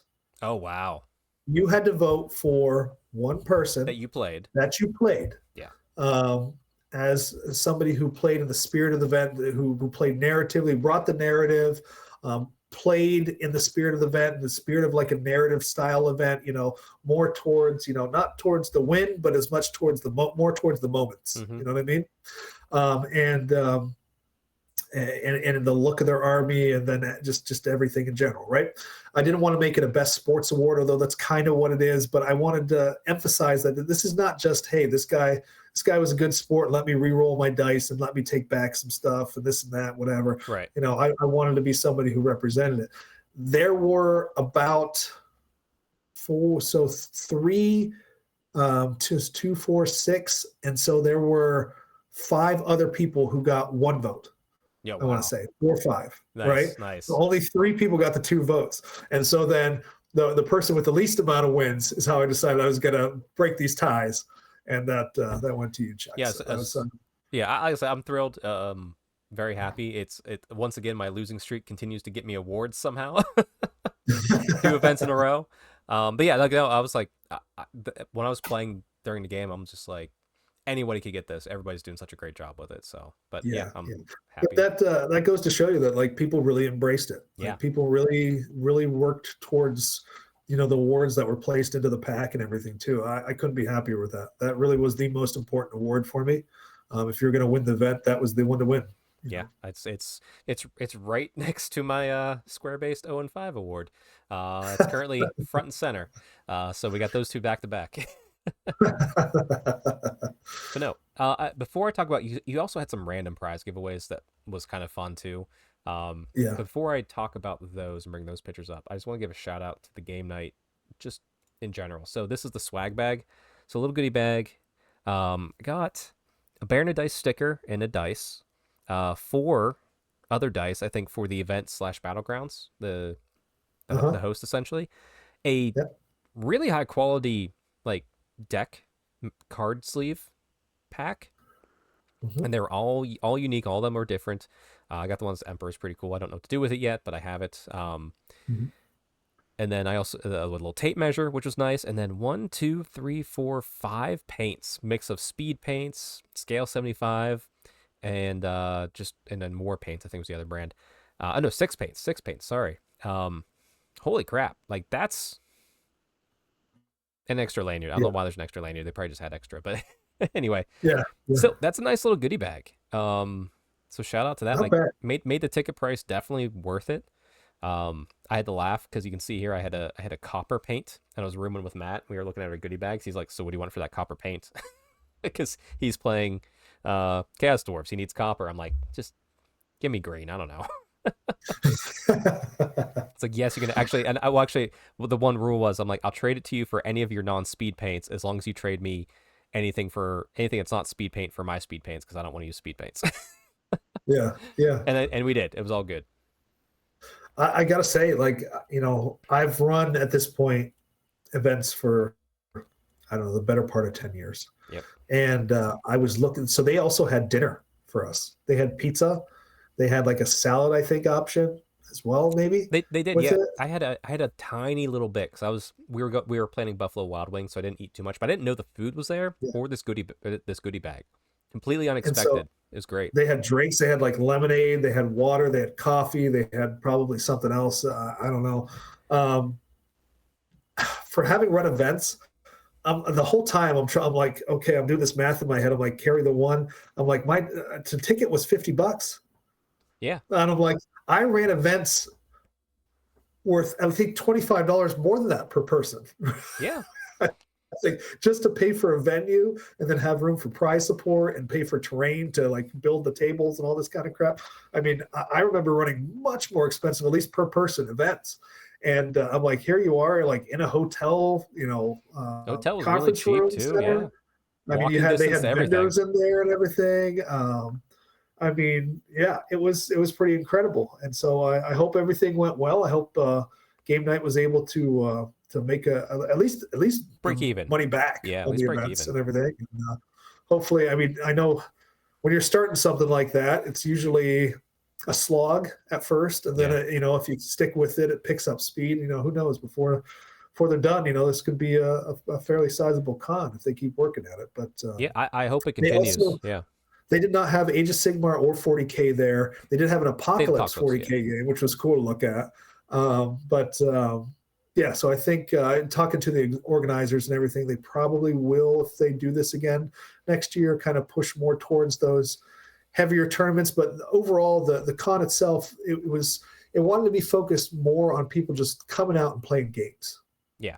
Instead of like heavy GTs like you're kind of used to. Yeah, I didn't feel any stress at all in the room. Everything seemed to be fine, just across the boards. It was. I hope it happens again because one, that Kent area is really, really nice. It's walkable, great coffee shop, great food. That was a perfect weekend because of the fallback. Let's say like, hey, we can get that every weekend. My only critiques, I guess I should say, of the entire event as a whole. One, you need more hills. You're aware, but that's only because I was playing a shooty army. right. Two, I wish I had more time to visit those vendors. I really didn't get to see them. Some other guys did. I really didn't get to it the way that the games were going and all that sort of stuff. How does that work out? I don't know. That's a wish, but that's not necessarily giving a solution to that. But finding more time. I think we stick more to like the timing of the rounds and everything. That gives more time. I think it's not a bad idea even Saturday start earlier. Oh.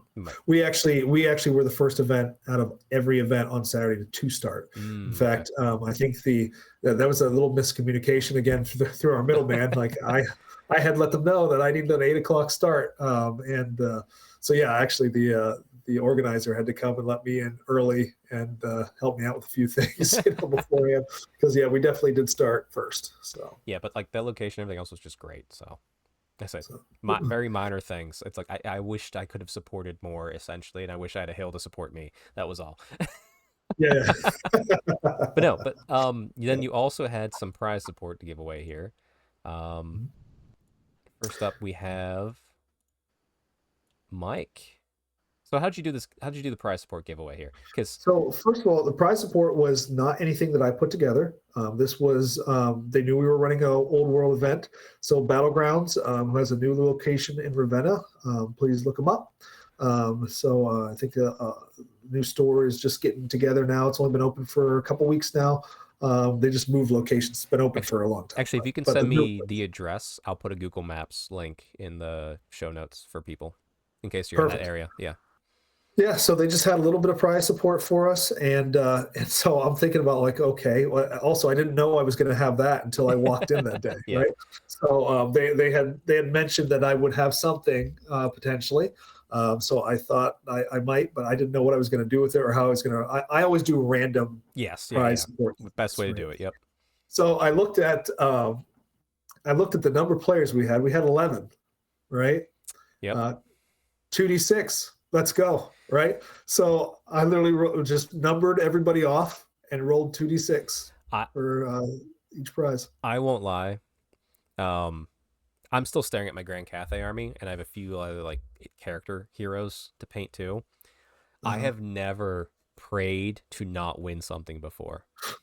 I was like, dear God, I do not want any of this because I don't want to add to my backlog.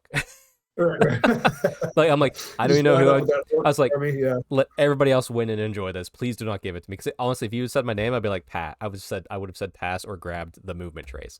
Because I just won movement trays at Toronto, and I gave half of it to Matt for his army for this event. So I had to laugh when Terry won an award because I was recently at Terry's house painting that army, and he showed me all of his. You want to talk about backlog? Yeah. This man basically has a GW store in his garage / basement of just orcs. Well. Yeah, it's all orcs. It's not anything different. Yeah. And there are. I take it back. There are some Space Marines and crap like that in there, but.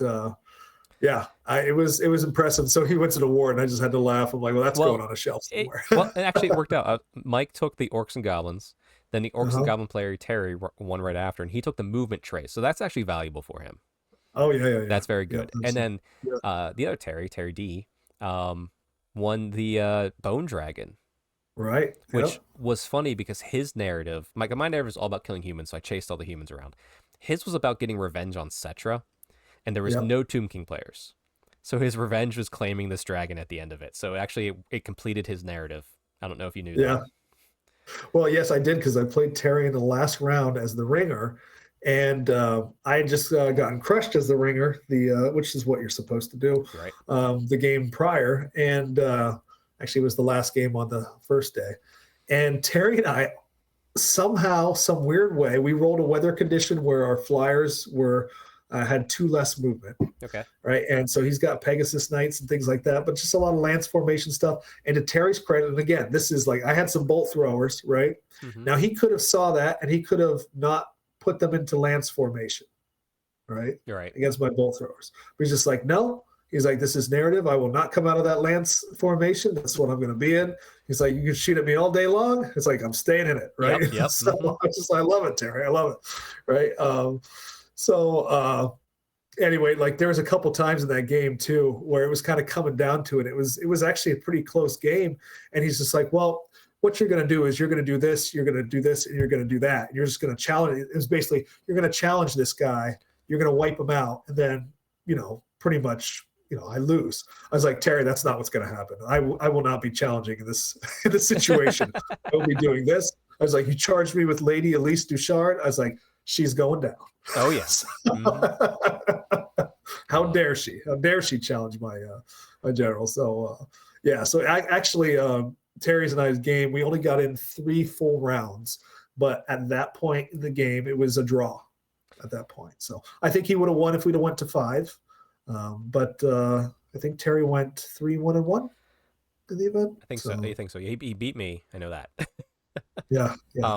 And I have to give a quick shout out. So you, Terry, Matt, and Mike were finishing your game.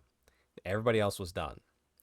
So me and Dave, my opponent, Alex, Brad, Cole, and then not the Dave in this event, our dear friend Dave Roke, who was showing up to kind of hang out for a little bit. He was not playing in the event. All of us, while you guys were finishing your game, I was like, you guys think we could sneak a beer in together? So we all snuck out, hustled up to Buffalo Wild Wings, which was probably what, a block and a half away. Got in there, bought everybody around. We're finishing it, and it's funny. So, I'm like going through it, and I saw Dave's matching me, and the other Dave's matching me. We double Dave, and then Brad's doing it too, and then Cole's just taking his time. We're like, Cole, come on, we gotta go. And I got a feeling. He's like, did you get a text? I'm like, I didn't get a text. I just got a feeling we gotta get back now. So he pounds it. So we finish our drink. We head back. We walk in right as you're finishing out the final scores to tallying, and we're like high-fiving, like we did it. I don't know why. What's funny is it's like energizing. When you guys left, I was like, oh shit. I was like, I got to get done because these guys are already up, like cleaning up and trying to get their shit put away. I'm taking too long. They want to get out of here.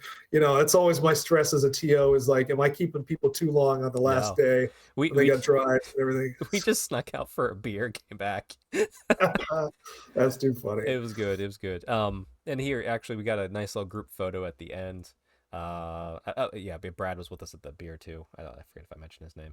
But here we go. So we got Terry D, got Andrew, which met him for the first time.